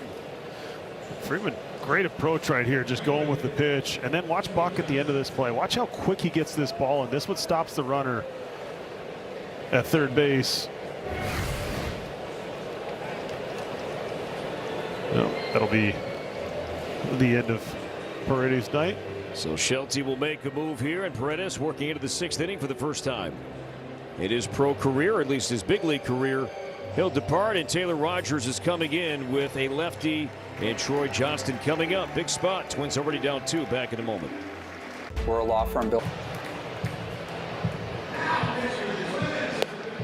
Yeah. 3-1 Colorado in the 6th inning, and the Twins make a pitching change. Taylor Rogers takes over for Mike Paredes as the Rockies will pinch hit for Troy Johnston. As we take a look at the numbers for Rogers, and tonight career game number 180 here at Target Field. But switch hitting Cole Carrig is going to pinch hit for Johnston here with the Rockies up by 2 and have 2 on with 1 out. In a big spot here in the 6th inning. Infield in. See if they try and come in off the plate the similar way that they did last night to try and get short in that bat. Looks like they were trying to do that. Raj got away with 1 out over the plate there. Carrick now at his 16th big league game. 6th ranked prospect in the Rockies system per MLB pipeline. He's been good so far with runners in scoring position. 1 fouled back, and now it's 0-2 on Cole Carrig. He was a 2nd-round pick in 2023.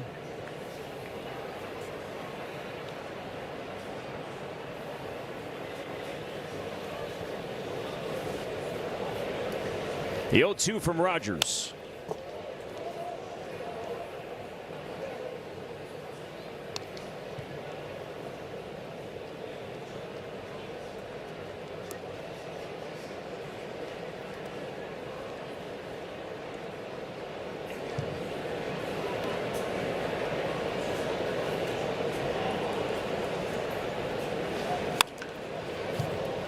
That's foul.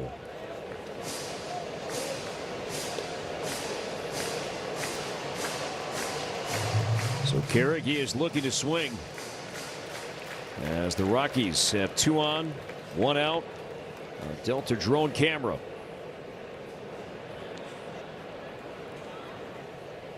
Again, the 0-2 from Taylor. And that's strike 3 called on a sinker.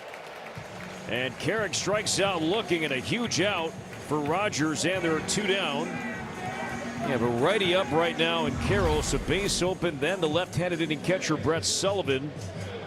And do the Twins want to put Karros on here? And they will. It does load the bases, but now it sets up a lefty-lefty matchup here in the 6th inning.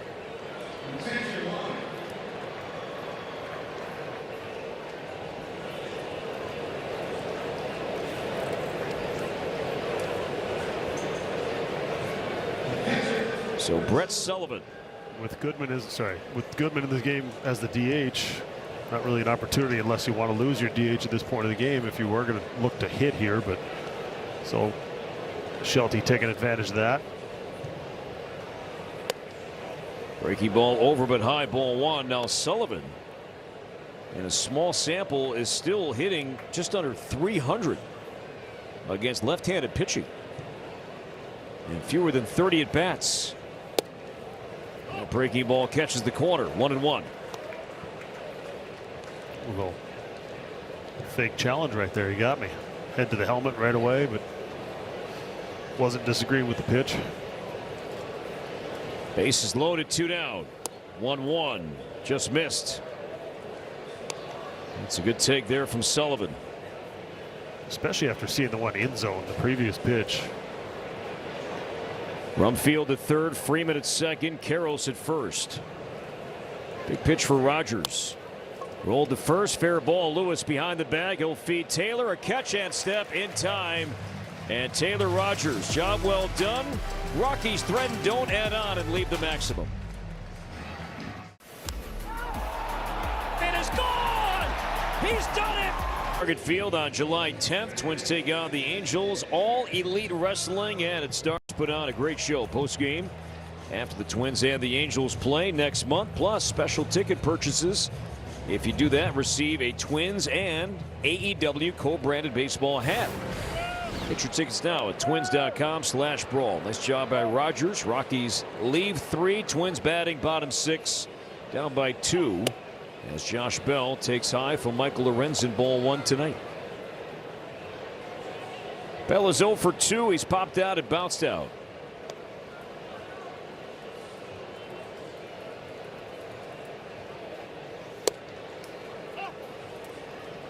A sinker for a strike, and the sinker has been on your mind, Morning, really all night long. Well, look at season compared to this ball game tonight, and it's both the righties and the lefties attack him with it. I wonder if the humidity, I wonder if it's something he's feeling like he's got good command of. Normally he's right around, as you saw, 15, 18% with pretty much every pitch. And he's leaning heavily on that sinker, and he's had success with it. Twins have hit a few balls hard, but it's not like they're barreling it up frequently here off of him.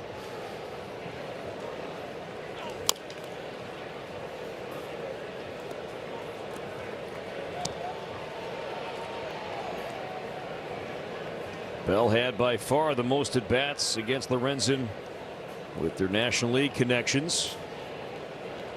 Cole Carrig now at center, and Jake McCarthy goes from center to right. Bell high and deep to right center field. Carrig on the move. Carrig to the wall, turning, and that ball's off the top of the wall. And Bell on his way to third base. He's going to give it a try, and Castro's throw is not in time. It's a Josh Bell leadoff triple to begin the 6th inning.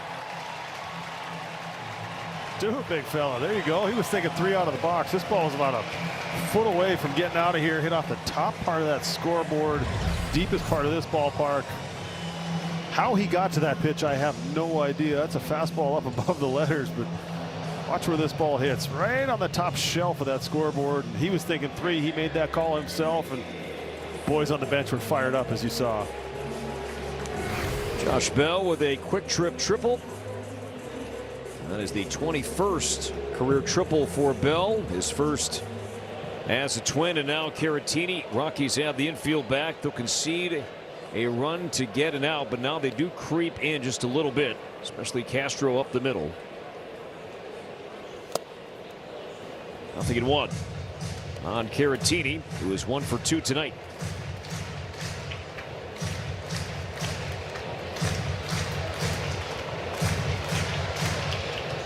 Yeah, kind of up at third with Bell speed at third base. Castro kind of in that in-between halfway spot at short. Nobody out. Maybe he doesn't go on contact here, but Twins love to run that contact play. Put pressure on the defense to make a play.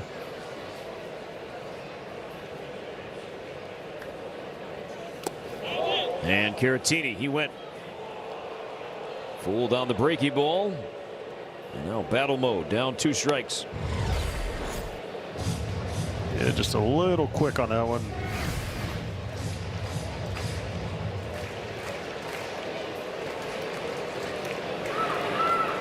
Victor Vodnik, righty, up with the Rockies bullpen. He did not throw in the game last night. Slice to left, down the line, in the corner, giving chase is Moniak, still going, and Moniak makes the play on the warning track. Bell tags and scores, and this is a 1-run game with a sac fly from Caratini. Great 2-strike approach here. Was a little quick on that break ball down and in on the previous pitch. Here he just stays through the big part of the field, allows himself to cover that sinker. Well, actually had a chance. Nice play by Moniak, but great job by Caratini, and the hustle for Bell pays off. 31st RBI for Caratini. Back to a 1-run game. Royce 0 for 2.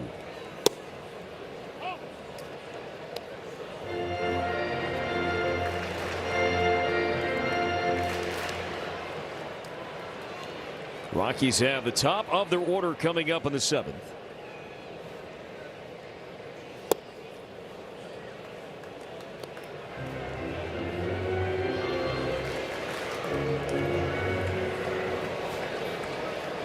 And Cody Funderburk warming up in the Twins pen.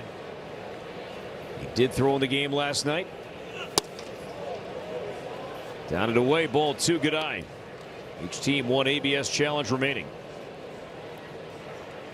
It is amazing to me how fast these umpires have adapted to this system and how many of those pitches that are so close that they're right on.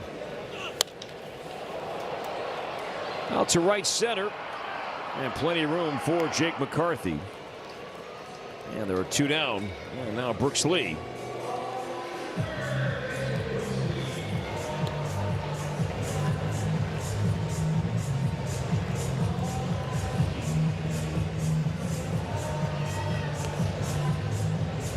Well, both times he's got him out on that sinker pitch. We told you that he's been throwing more than twice as much as he has throughout the year. See if Brooks can get one. Kind of starts middle in and leaks over towards the middle part of the plate.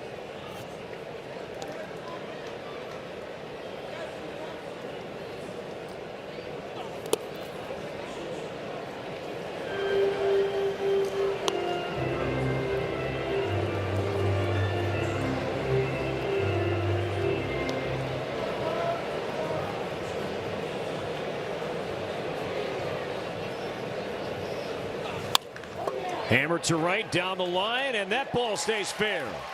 And it stays in play. Brooks to second base. He'll stop there, and the tying run is in scoring position here for the Twins in the bottom half of the 6th inning. Well, it wasn't a sinker leaking over the plate. It was a changeup, but Brooks, great swing. As I said, that's kind of the movement I was hoping for. Give him a chance to pull the ball in the seats, but double gets himself in scoring position, and that'll be the end of Lorenzen's night, it looks like. It will be the end of his night as Schaefer makes the move. So Lorenzen departs here in the 6th inning, and Vodnik coming in. Tristan Gray due up when we come back. Shield, protection when it counts. Now Taylor Rogers worked out of a jam, left side of your screen. Victor Caratini on the far side there with a sac fly. And this is a 1-run game. Twins hopefully not done, trailing 3-2. Tristan Gray coming up as the Rockies go to their bullpen. Victor Vodnik, Morty takes over here in the 6th inning. You see the more walks than strikeouts, high ERA. Good arm, averages 98.5 with that fastball. The lefty's going to see that four-seam, changeup, and then slider. Tough arm angle, steps towards that third base dugout. He's got nasty stuff, but you can shrink the zone on him, especially when he falls behind like he did here. Already 4 wild pitches this season, matching what he did all of last year total. A strike called on Gray, who is 0 for 2 tonight, 1 for 6 so far in the series.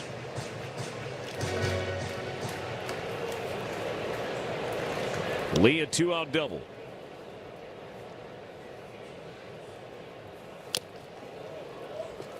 He's bringing it.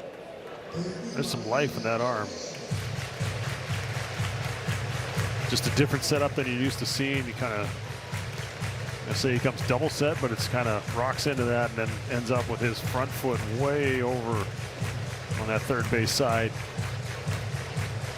Just gives you a little different look as a hitter. He starts on that third base side of the rubber and then he's way closed off. I imagine as a right-handed hitter that's tough to pick up the ball.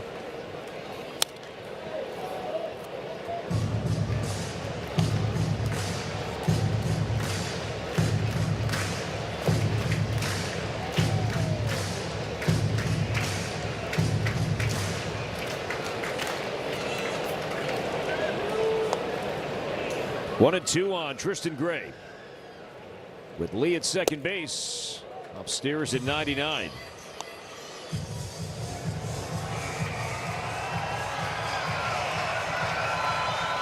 Entering this series, the Rockies bullpen ERA 28, the Twins 30th.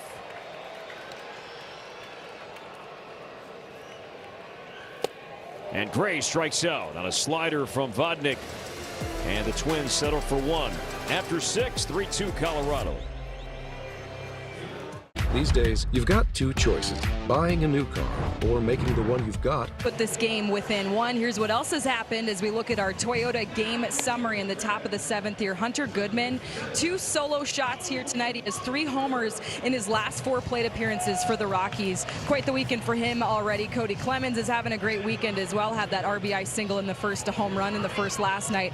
And Mike Paredes, 5 1/3 innings tonight. You guys, the starting pitching staff has done a pretty good job at handling this capable Rockies lineup so far.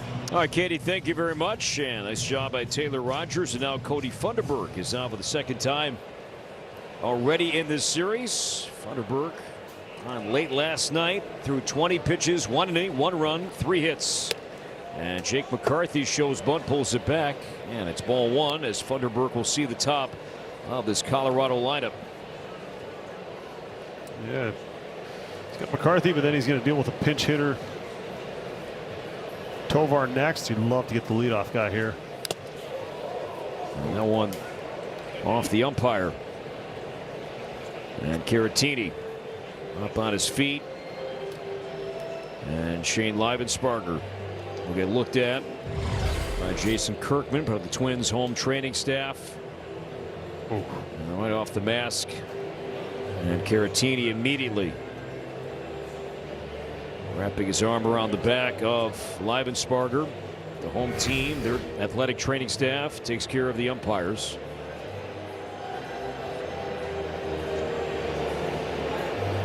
I'm guessing going through the old concussion protocol of questions like, what did you have for breakfast? How did you get to the ballpark today? Did you take a cab? Did you walk? All those kind of things. Just a quick test of the memory and just making sure everything's all right. The smiles. You hope everything's okay.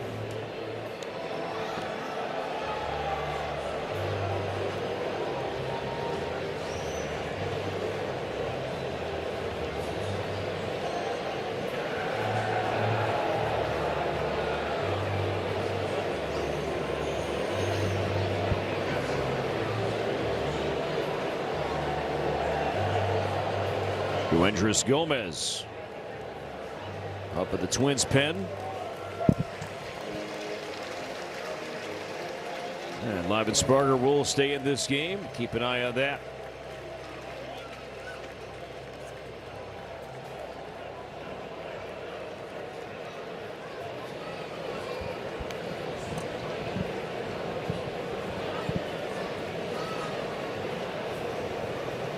So 1-1 to McCarthy. Tripled and scored back in the 5th.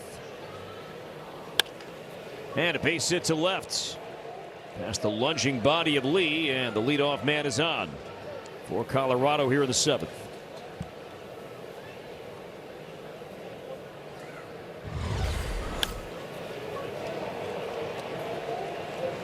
That's the threat of speed. The infielders having to play up at the corners. Talking about that a little bit last night, of squaring around a bunt, even though you don't get a hit, still can have an impact later. Those infielders are up, they lose range. It's a pretty good example of it right there.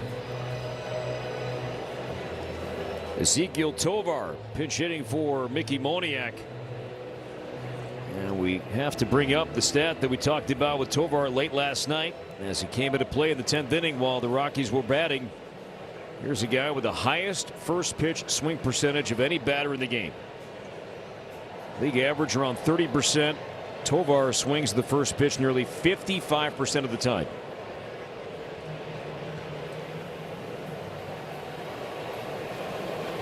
Shows bunt, pulls it back, and Funderburk. This is badly inside near his feet. What do you do for a guy who's super aggressive early? Sometimes you can come in off the plate. Good sinker last night that led to a really good play by Kreidler at short.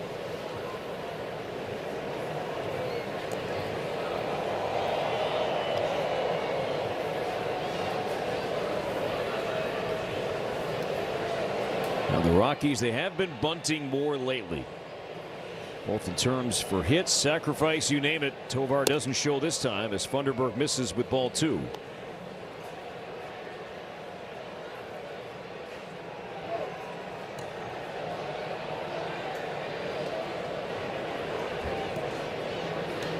McCarthy runs well, stays, and the pitch 3-0.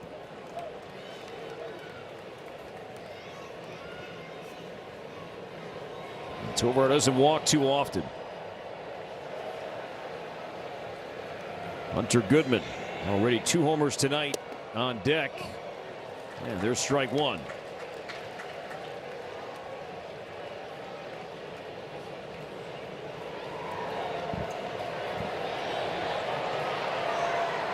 McCarthy at first, nobody out, and there's disengagement number 2 for Funderburk. He throws over a 3rd time. He must pick him off. If not, that's a balk, and McCarthy automatically is given second base.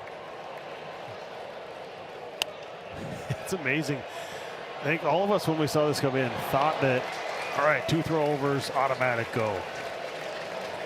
McCarthy jab step back towards first on that.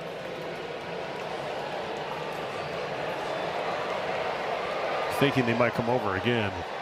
Runner goes 3-2, and that's high, ball 4. So a walk to Tovar, and the Rockies have 2 on and nobody out. And here comes Hunter Goodman, and the Home Depot working on a win. Hunter Goodman working on serious exit velocity and distance and hard contact again tonight. Hit a home run in the 9th inning last night, then homered his first 2 at-bats today before grounding out in a tremendous play by Tristan Gray back in the 5th inning. But take a look at all 3 homers from Goodman morning in this series. Yeah, the one last night was 116 off the bat. Furthest home run of his career. And then first 2 at-bats today, sweeper up there in the 3rd deck, and then he got himself a fastball out over the plate that he hit into that bullpen. He is some kind of strong. Somewhat surprising to me. I know someone who complains about talking about how hitting in Colorado is everything tied to it. But the fact that that was his furthest home run at 451 feet, for how well that ball travels, you get an extra 10, 15, 20 feet in the air depending how hard you hit it. But I'm sure that won't end up being the longest home run of his career for long. Well, 17 now of his 24 have come on the road. So that quiets that that whole talk of Coors Field and everything else. 1-0 on Goodman.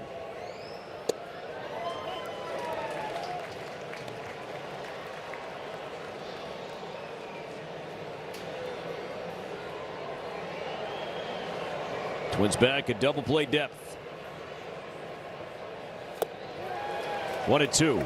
Now he will do that. I mean, Goodman does have tremendous power, but he does chase, has a high strikeout rate. I like that location there. I think the Twins have a chance here to expand a bit more here ahead 1-2. Yeah, this is last night. It was 1-2 and they tried to sneak that fastball in on him, and he got to it. McCarthy runs, and the pitch is outside and high, and both runners advance. So McCarthy to third and Tovar to second, and they both advance without a throw.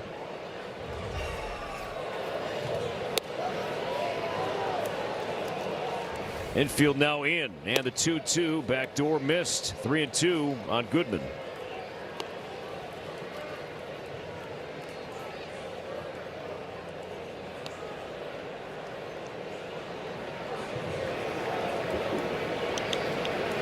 Rumfield, bats left-handed, is on deck.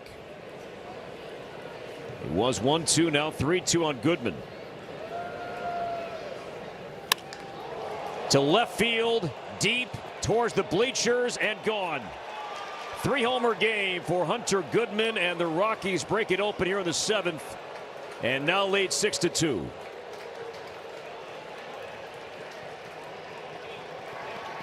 His first 3-homer game this season, and Goodman now 25 on the year. And this one hurts late tonight. It's the walk to Tovar before this that didn't really give you anywhere to put him, and they had to throw a ball in the zone here to avoid loading the bases with nobody out. And with how hot he's been, how he's swinging the bat in this series, he wasn't going to miss that fastball right in the heart of the zone. I fucking told you. No.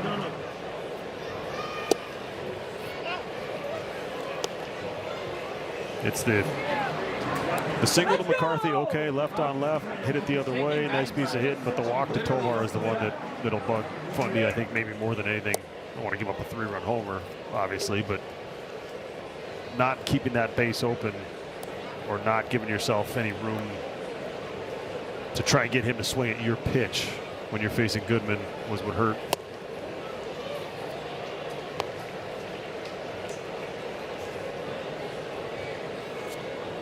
The Rockies offense, we saw this firsthand last night, they have been very good scoring late. The final 3 innings, especially 8th inning and on, they have been the best in baseball in terms of late offense. And this time it comes here in the 7th. Which, for a team that has lost 50 games coming in, when you're down, you're facing the other team's best bullpen arms. So the fact that they're able to put up runs late against some of the elite arms is impressive. Swinging bunt, Funderburk off the mound and makes the play to retire Rumfield. And there is out number 1. From Twins territory to the world, Delta, official airline of the Minnesota Twins.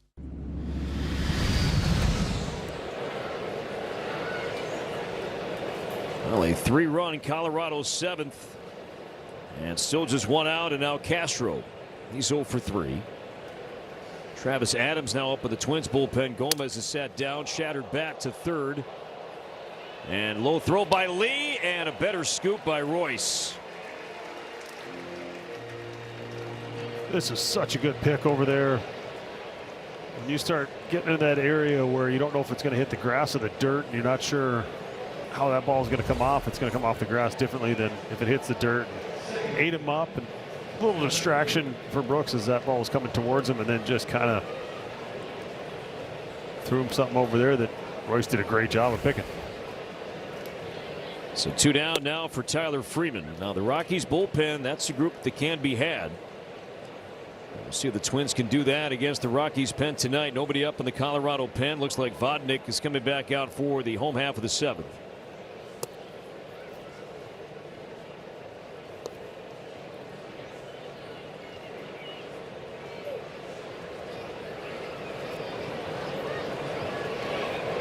Two balls and no strikes on Freeman. He's had a good night, 2 for 3. High strike and not challenged by Freeman.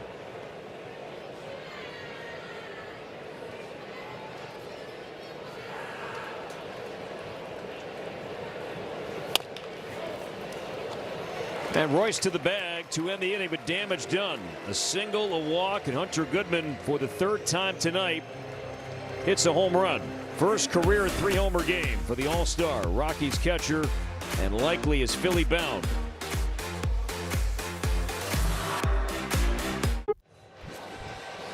The Minnesota Twins and United Healthcare are proud to partner on the United Healthcare Community Champions Program. Each Saturday home game will honor individuals who inspire positive change across Twins territory.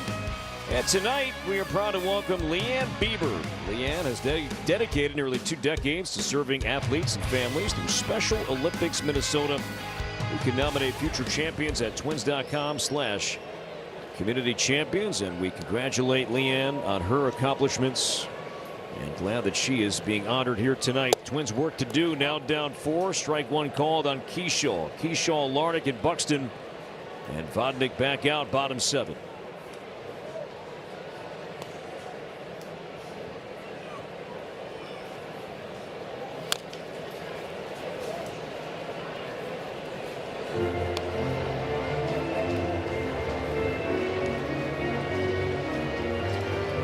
Keyshaw has a single tonight in 2 trips. He snapped an 0 for 15 with his base hit in the second. He's had a busy night defensively and right. Chopped to short. And Ezekiel Tovar staying in the game, now playing short. Throws out Keyshaw, so 1 away.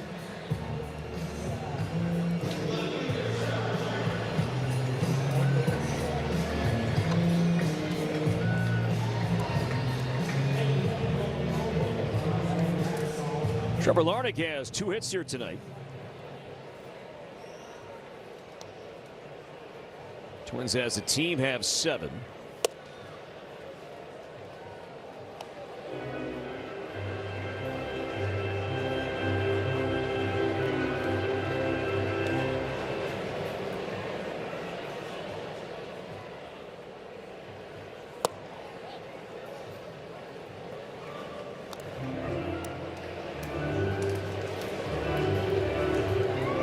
Rockies making changes here defensively. There's Tovar after walking and scoring, stays in at short. McCarthy's been on the move. He's now in left. Willie Castro playing second. Freeman now in right. Popped up by Lardick.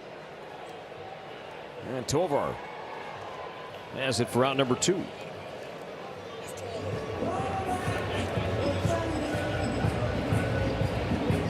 And now Buxton, who has been hit by a pitch and flied out twice.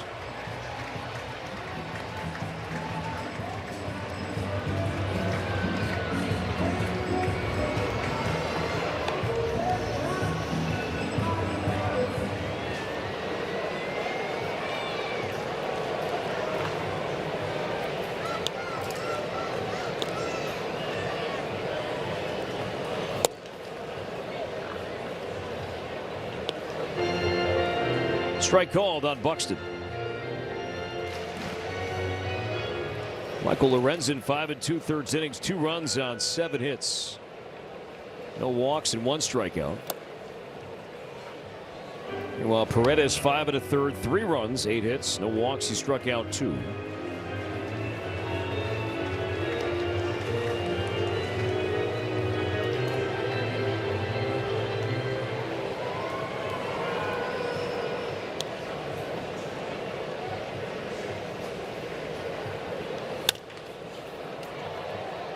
Behind second base, and Castro throws out Buxton, and it's a 1-2-3-7 for Victor Vodnik.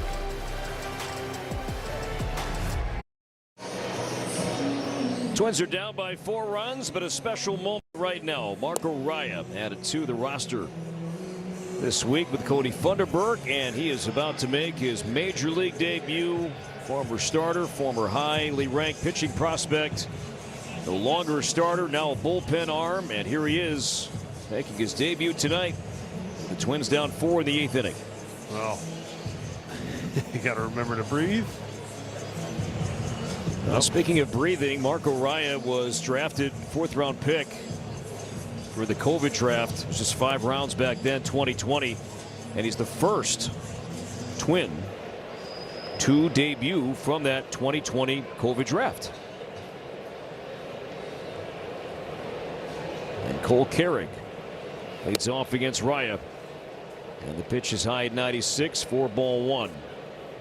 Over the last 6 weeks, Raya has really pared down his pitch mix down to a fastball, sweeper, curveball, changeup.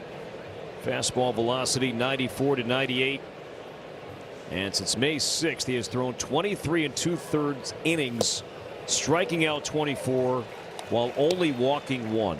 And that has been key, really lowering his walk rate. And because of that, he's getting this chance here to pitch now in the big leagues in late June.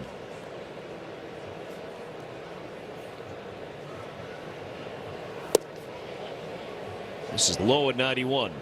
The catcher is challenging to call the ball. And Caratini will challenge, and he will be wrong. The Twins will be out of challenges the rest of the game. The call is confirmed. Minnesota has no challenges remaining.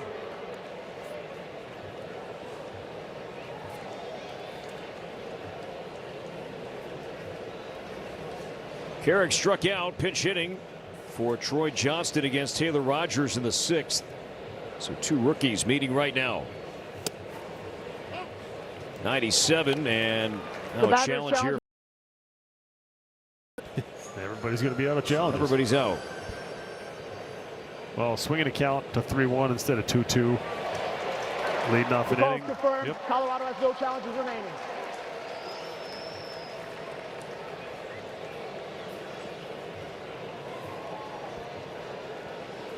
Looking for his first big league strikeout.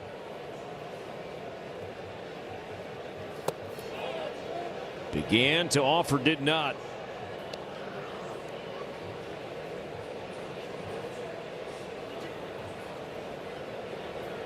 This season at AAA, ERA again in the mid-5s, but much better the last 6 weeks. And there's ball 4. So Carrig is on here in the 8th inning. Now Raya began the season 18th in the Twins' top 30 prospect rankings. A year ago, 30 games, made 20 starts, all with the St. Paul Saints. ERA was over 6. But then he moved to the bullpen in late August.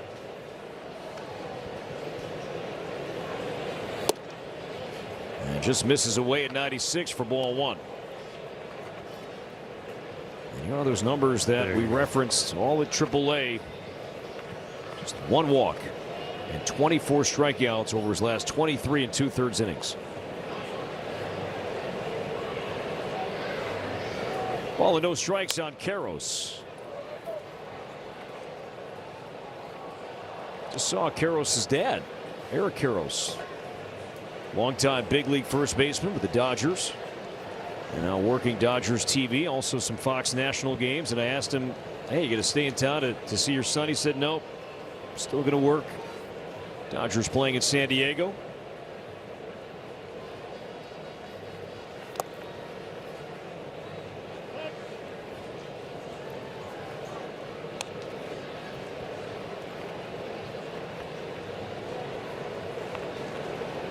Karros, a 5th-round pick by Colorado in 2023.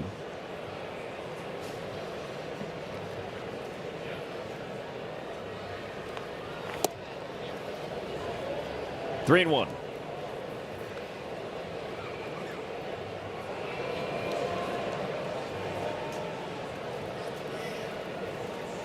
Raya, the 4th Twins pitcher tonight. Paredes, Rogers, Funderburk, and now Raya. Hammer to left field. And that is gone. Home run for Kyle Karros, his 5th. And the Rockies add on. 8-2 Colorado. Now Ryan fell behind, and Karros finds the bleachers in left. And this Rockies offense staying red hot again tonight. That's exactly where I was going to go with that. Is fall behind the big league hitters and you have to throw fastballs in the zone. Karros knew it right off the bat.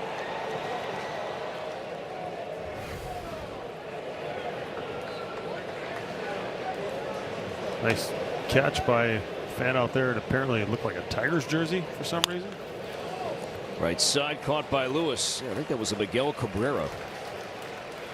Tigers jersey out there in left field.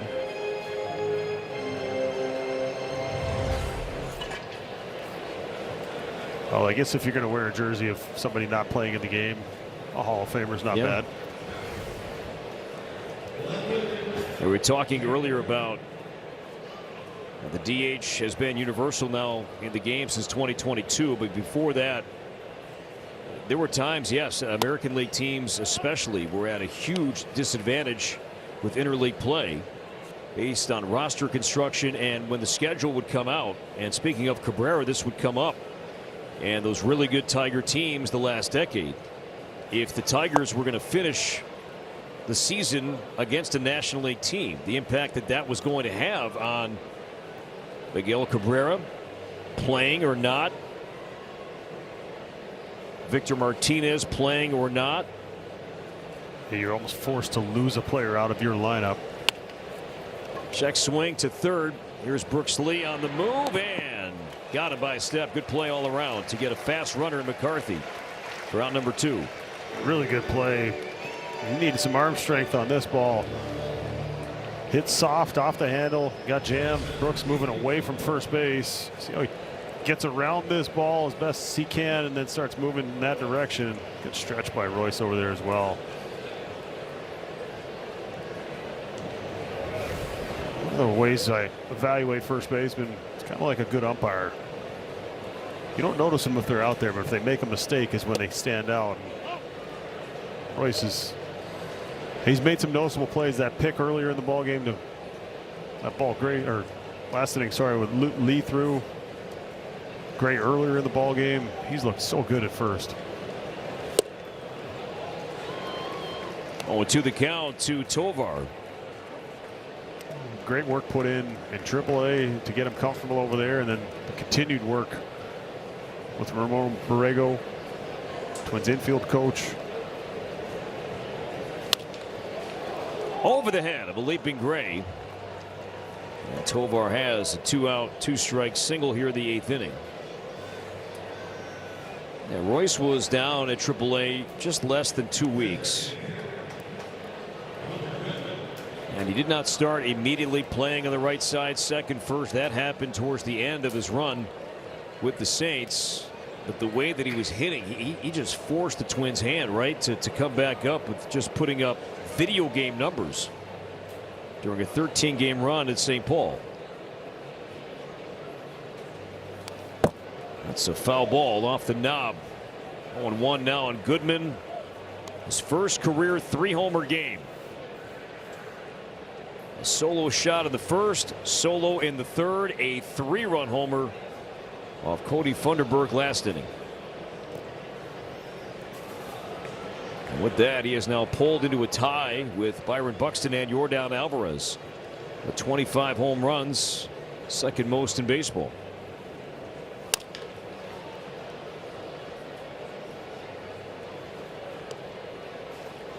You only get so many opportunities. Sometimes you never get a chance for this, to try and get 4 home runs in a game.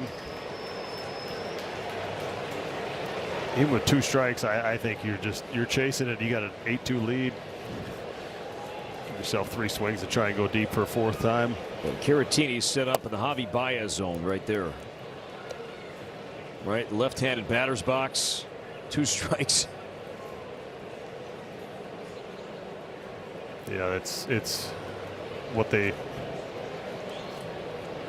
hope to be in control of the at-bat and get him to do. See if you can get him to chase off the plate.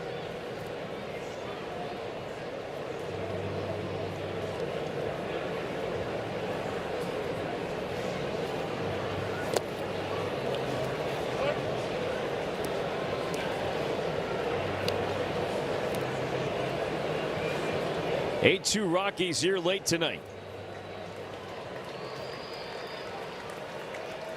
Marco Ryan, his big league debut.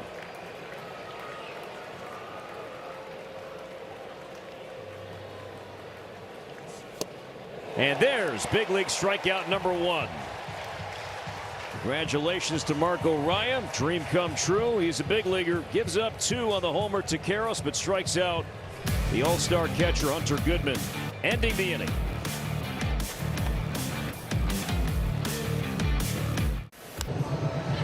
Just 3 more Twins games here in the month of June. Here's a look at your upcoming schedule presented by Progressive. The Twins will wrap up this series with the Rockies tomorrow and wrap up this 6-game homestand before hitting the road for 6 guys, starting with a trip to Houston. Then they'll spend the 4th of July in the Big Apple. Houston beat the Tigers today 8-6. That series is split at 1 game apiece. So we'll see what the Twins can have when they hit that road trip of business to take care of certainly tonight and tomorrow first. Katie, thank you. Yeah, the Tigers had a late lead, could not hang on. And the Astros came back and won in Detroit. Twins try to come back, down 6 though, bottom 8. And Austin Martin is pinch hitting for Cody Clemens. As the Rockies make a pitching change, lefty Brennan Bernardino is on to throw for Colorado. A tough arm angle, that lower arm slot. He's getting a lot of movement side to side. In the air to left center. And plenty of room for Carrig, and Martin is retired 1 down.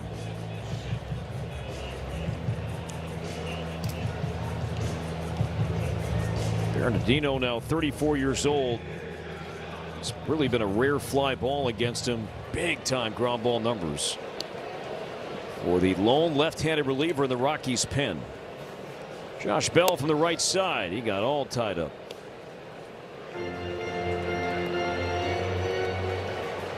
Bell tripled and scored back in the 6th, and his run made it a 1-run game. Twins were down only 3-2.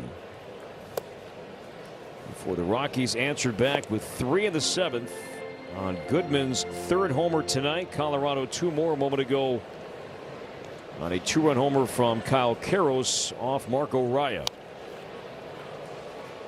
1-2 now on Josh Bell.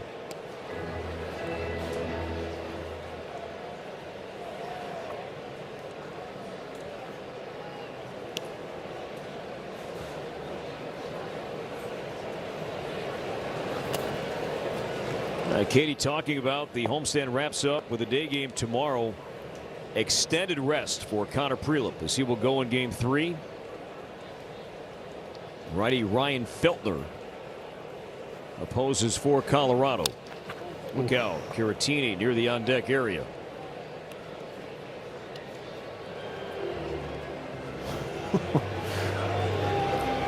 That was close.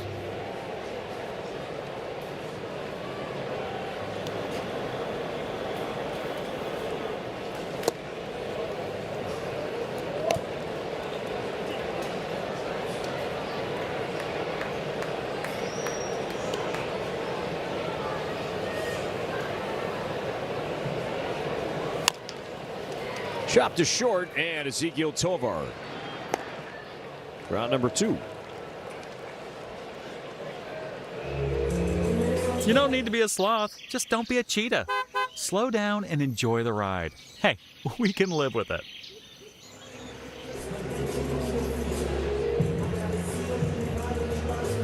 Two up, 2 down.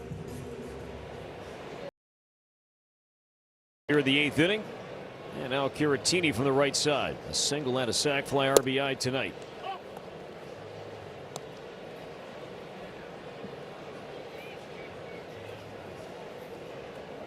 Twins after a 5-1 road trip, just 1-3 so far in this homestand. And down big late tonight, 0-2.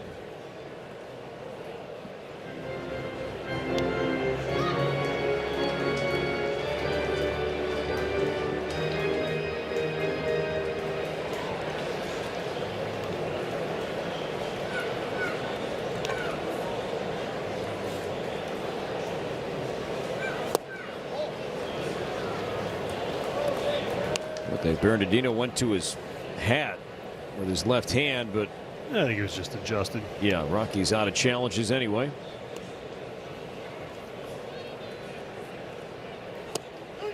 And that's strike 3, and nothing the Twins can do about that. So Caratini strikes out looking, and we go to the 9th on Colorado tonight. Dear America, get to Toyota. Welcome back. Twins trailing 8-2, top 9. This copyright telecast is presented by authority of the Minnesota Twins and may not be reproduced or retransmitted in any form, and the accounts and descriptions of this game may not be disseminated without the express written consent of the Minnesota Twins. Flex cam, always so popular. Sadly, no Anthony Recker on flex cam.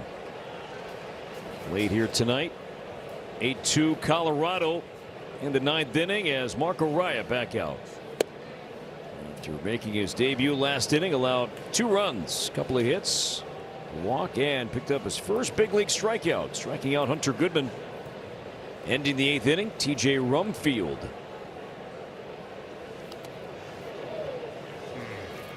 I got him. I got Lemonsberger. I'm not sure if that got him in the hand. Oh. Oh.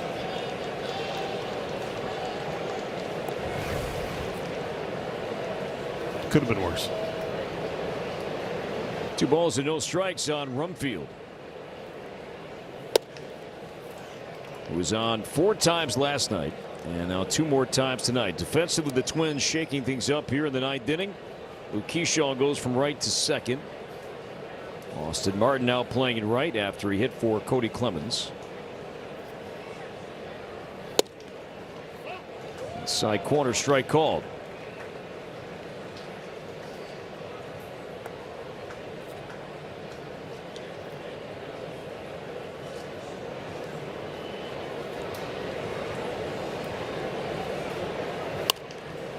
Marco Raya was in camp with the Twins, but command, which has held him back as he has developed in his pro career, certainly at AAA, came up again in camp, and he was optioned out of big league camp on March 9th.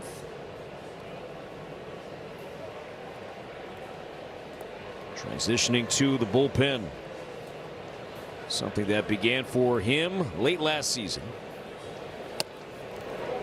And there's a leadoff walk. Second walk for Raya, and Rumfield is on yet again. Well, if you're a guy who has a history of struggling with walks, and then you go on the run that he was on at St. Paul, only won over a good amount of time in AAA, and then to come up here and walk 2 batters has to be frustrating. But dealing with that added level of adrenaline and excitement and everything else that goes into stepping on that mound for the first time in the big leagues.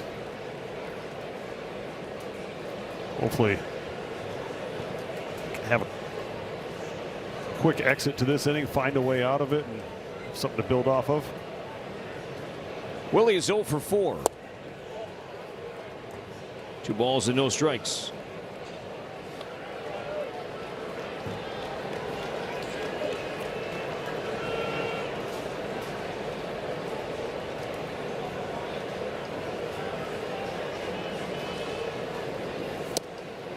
Went there. Tied up at 95. Raya from Laredo, Texas. Twins will head to Houston after the ball game tomorrow. Begin a 3-game series, all night games with the Astros at Daikin Park starting on Monday night. Our progressive wire cam.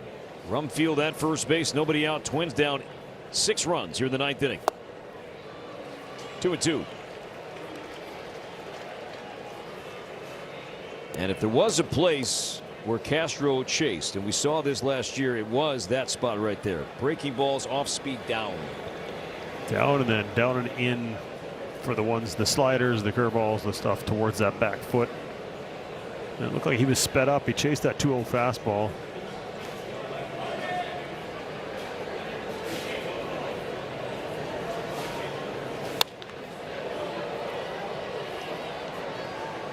Hit well, but foul.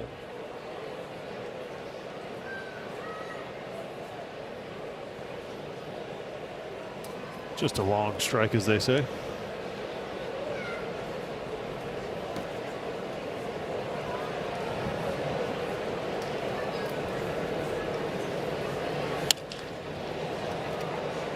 Byron Buxton back a few steps, and Castro is out number 1.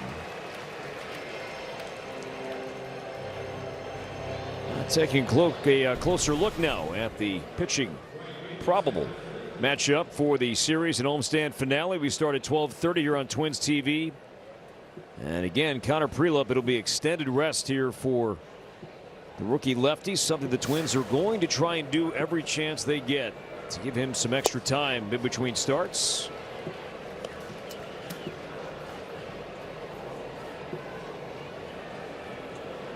So Prelup will have the ball tomorrow in the series finale. 2-hit game for Tyler Freeman.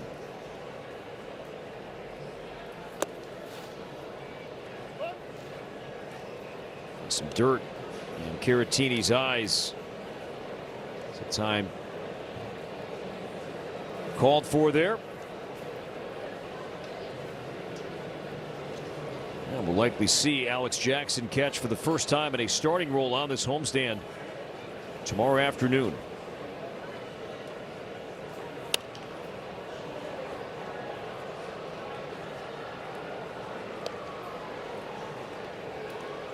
A ball and 2 strikes on Freeman.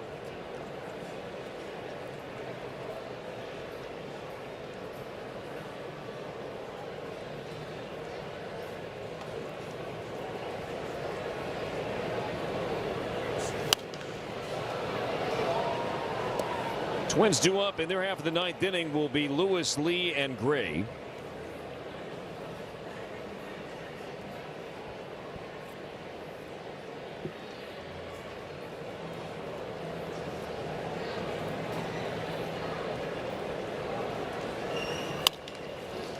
To the right side, Keyshaw to Gray, on to first, double play. 4-6-3, inning-ending double play. Angie. Last chance for the Twins here in the home 9th, trailing by 6 runs. It is Lewis, Lee, and Gray.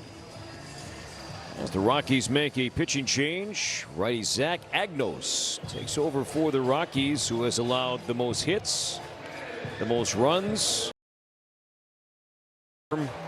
in the game. And that's what you need to see and say when you're down by 6.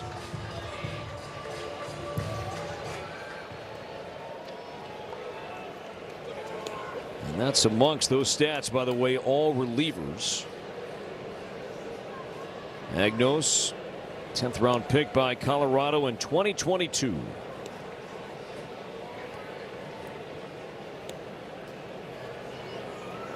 Last chance here for Royce to extend his hitting streak. He's 0 for 3 tonight.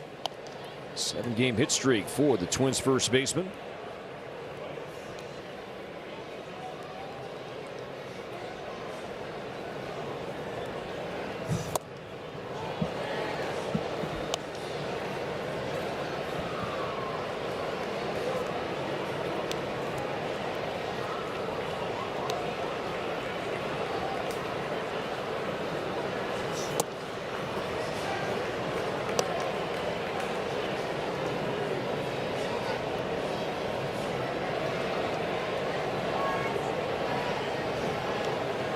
Lee on deck. 1 down.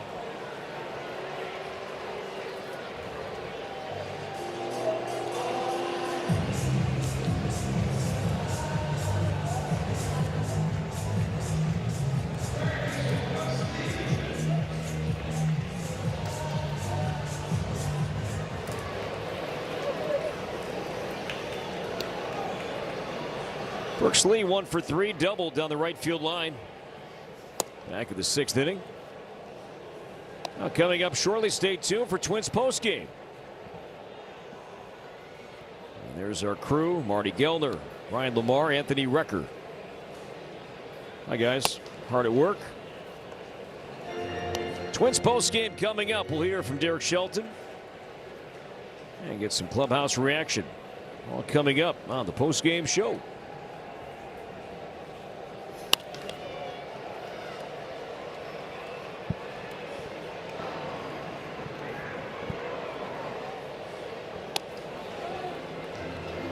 Dad down there, that was the old, let me hold my kid in one hand and try to make a play on that foul ball with the other. And that's one that if mom is around, you better make that play. If you put my child in harm's way, the locks are changing. A long walk home. Long walk home. New wardrobe, new everything.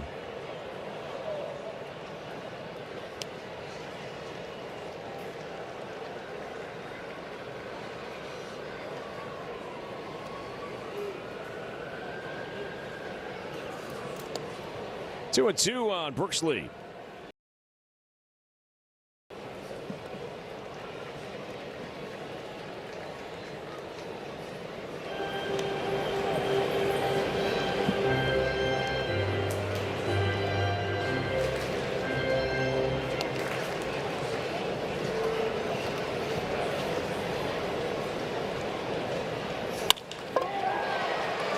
Two-hit night for Brooksley. Good swing. And a one-out single here in the ninth inning.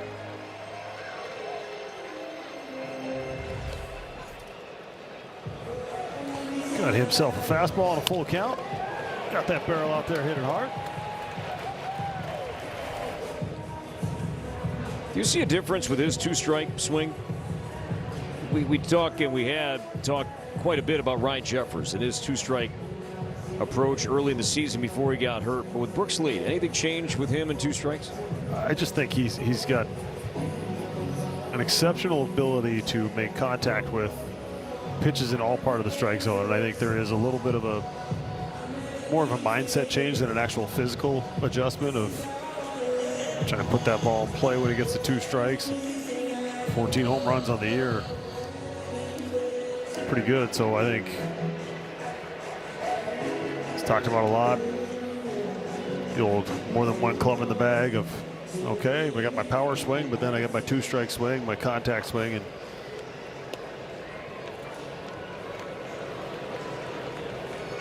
Tristan Gray 0 for 3. On one from Agnos. So my 10,000-foot view, is it different? I don't see anything physically that he does different, but I'm sure there is a mental shift that he has.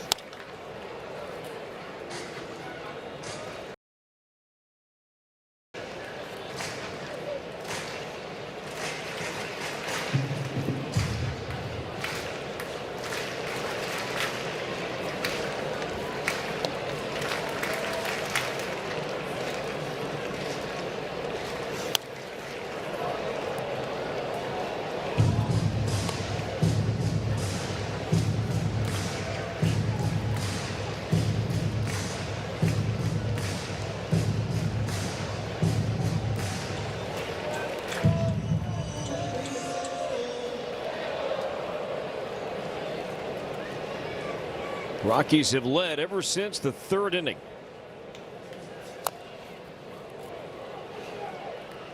Both teams scored in the opening inning. A Goodman home run. A Clemens RBI single. Rockies recaptured the lead, though, on Goodman's second. It was 2-1 then, and 3-1, 3-2, and then Goodman hit a 3-run homer off Cody Funderburk to really put this one away. Base hit into right. And lead down to second, so back-to-back singles. And here comes Luke Keyshaw, who's 1 for 3.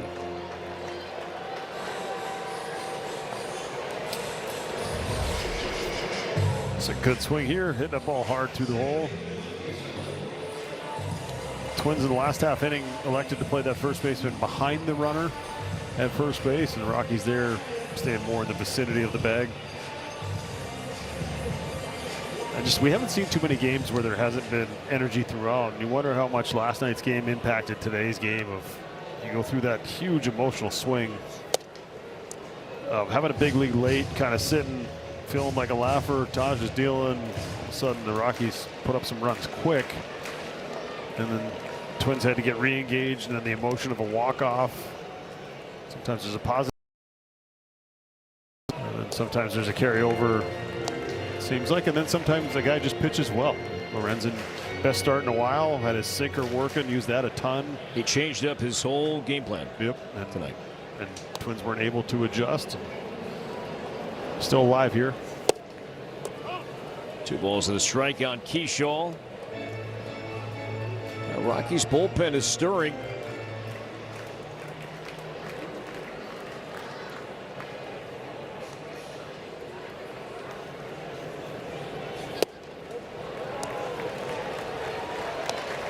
The walk works well here.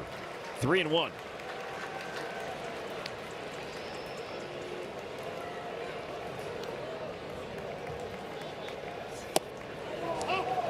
Three, 2. Saw Jimmy Herget in the Rockies bullpen, and he is now throwing. Larnach on deck. 3-2 on Keyshaw. And that's low ball 4. So the bases are loaded. 1 out. And here comes Trevor Larnach.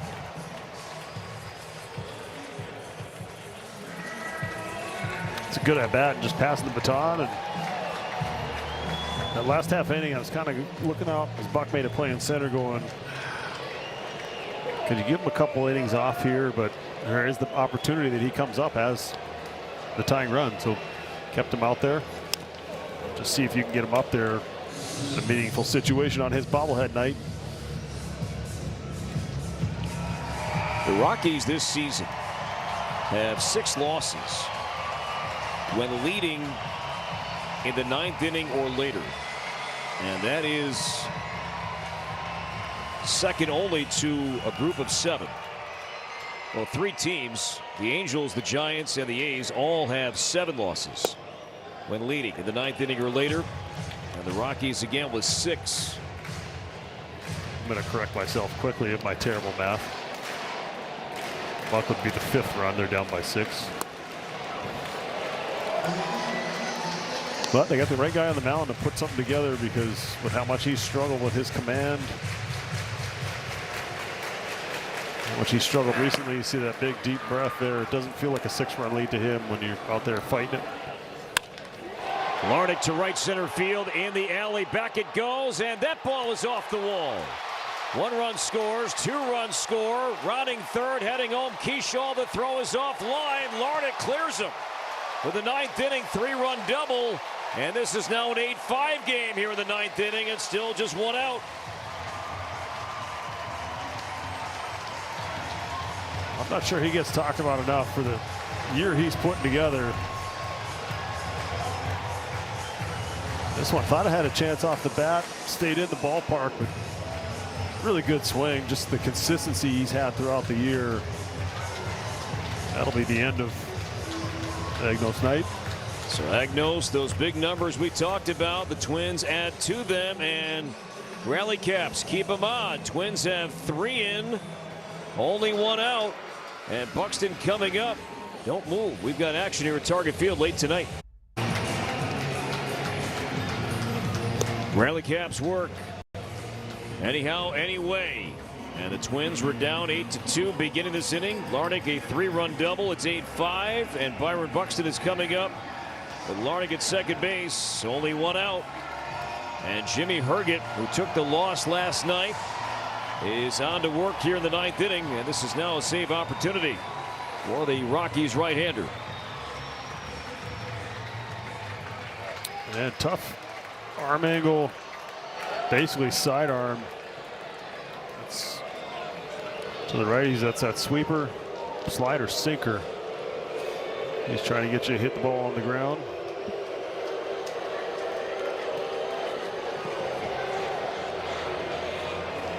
Herget came off the IL on June 17th. He missed a month with a right shoulder injury. He has not allowed an earned run in his last 4 appearances since coming off the IL. And now Derek Shelton asking for some clarification from Shane Leibensparger. They think it should be a pitch clock violation because he went out there. Herget realized that he didn't have the pitch comp attached to his belt, so he had to replace it, and that's what the confusion was about.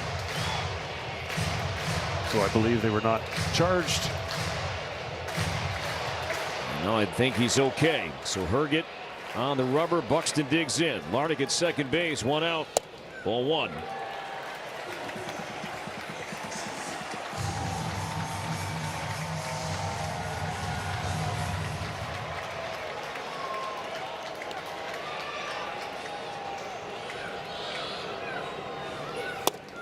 Ball two. Pitch count fell off again. So the pitch hit of Austin Martin with the lefty for Clemens. Martin's on deck as the tying run. See if Herget is really frustrated right now. His body language, he's talking to himself. You know, pitch count, he's not a fan right now. Let's see if that's impacting his ability to throw strikes. Buxton swings and pops it up, shallow center. And Tovar calls off Castro, and there are two down. And it's up to Austin Martin to prolong this game.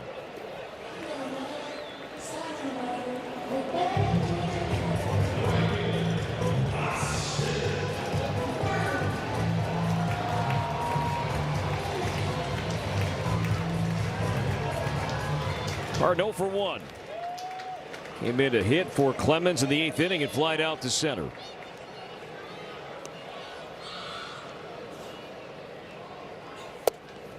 Twins are down to their final out. Boy, if Martin can find his way on. Josh Bell on deck. Would love the chance to tie this game.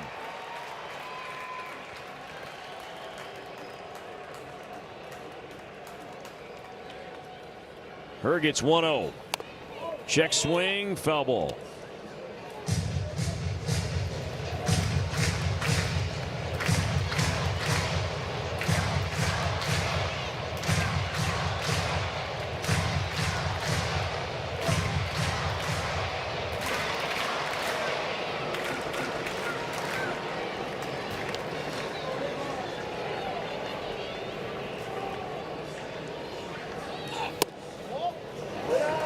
Good eye, 2-1.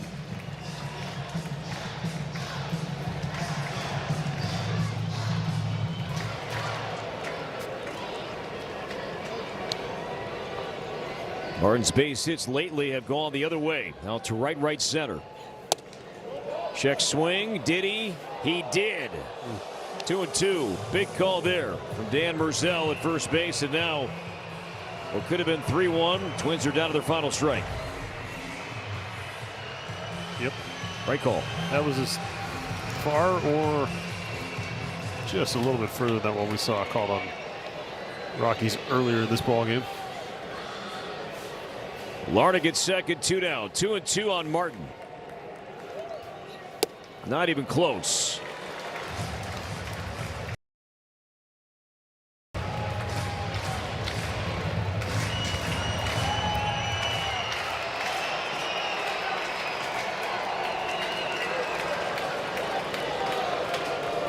New ball for Herget.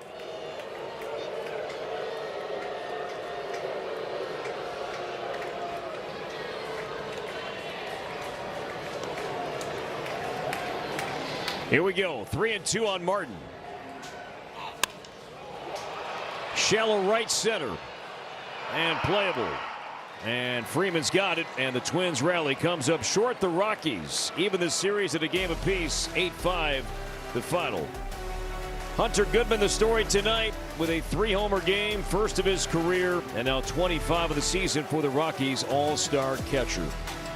8-5 the final for Justin Morneau. Corey Provis saying so long. Marty, Ryan, Anthony standing by.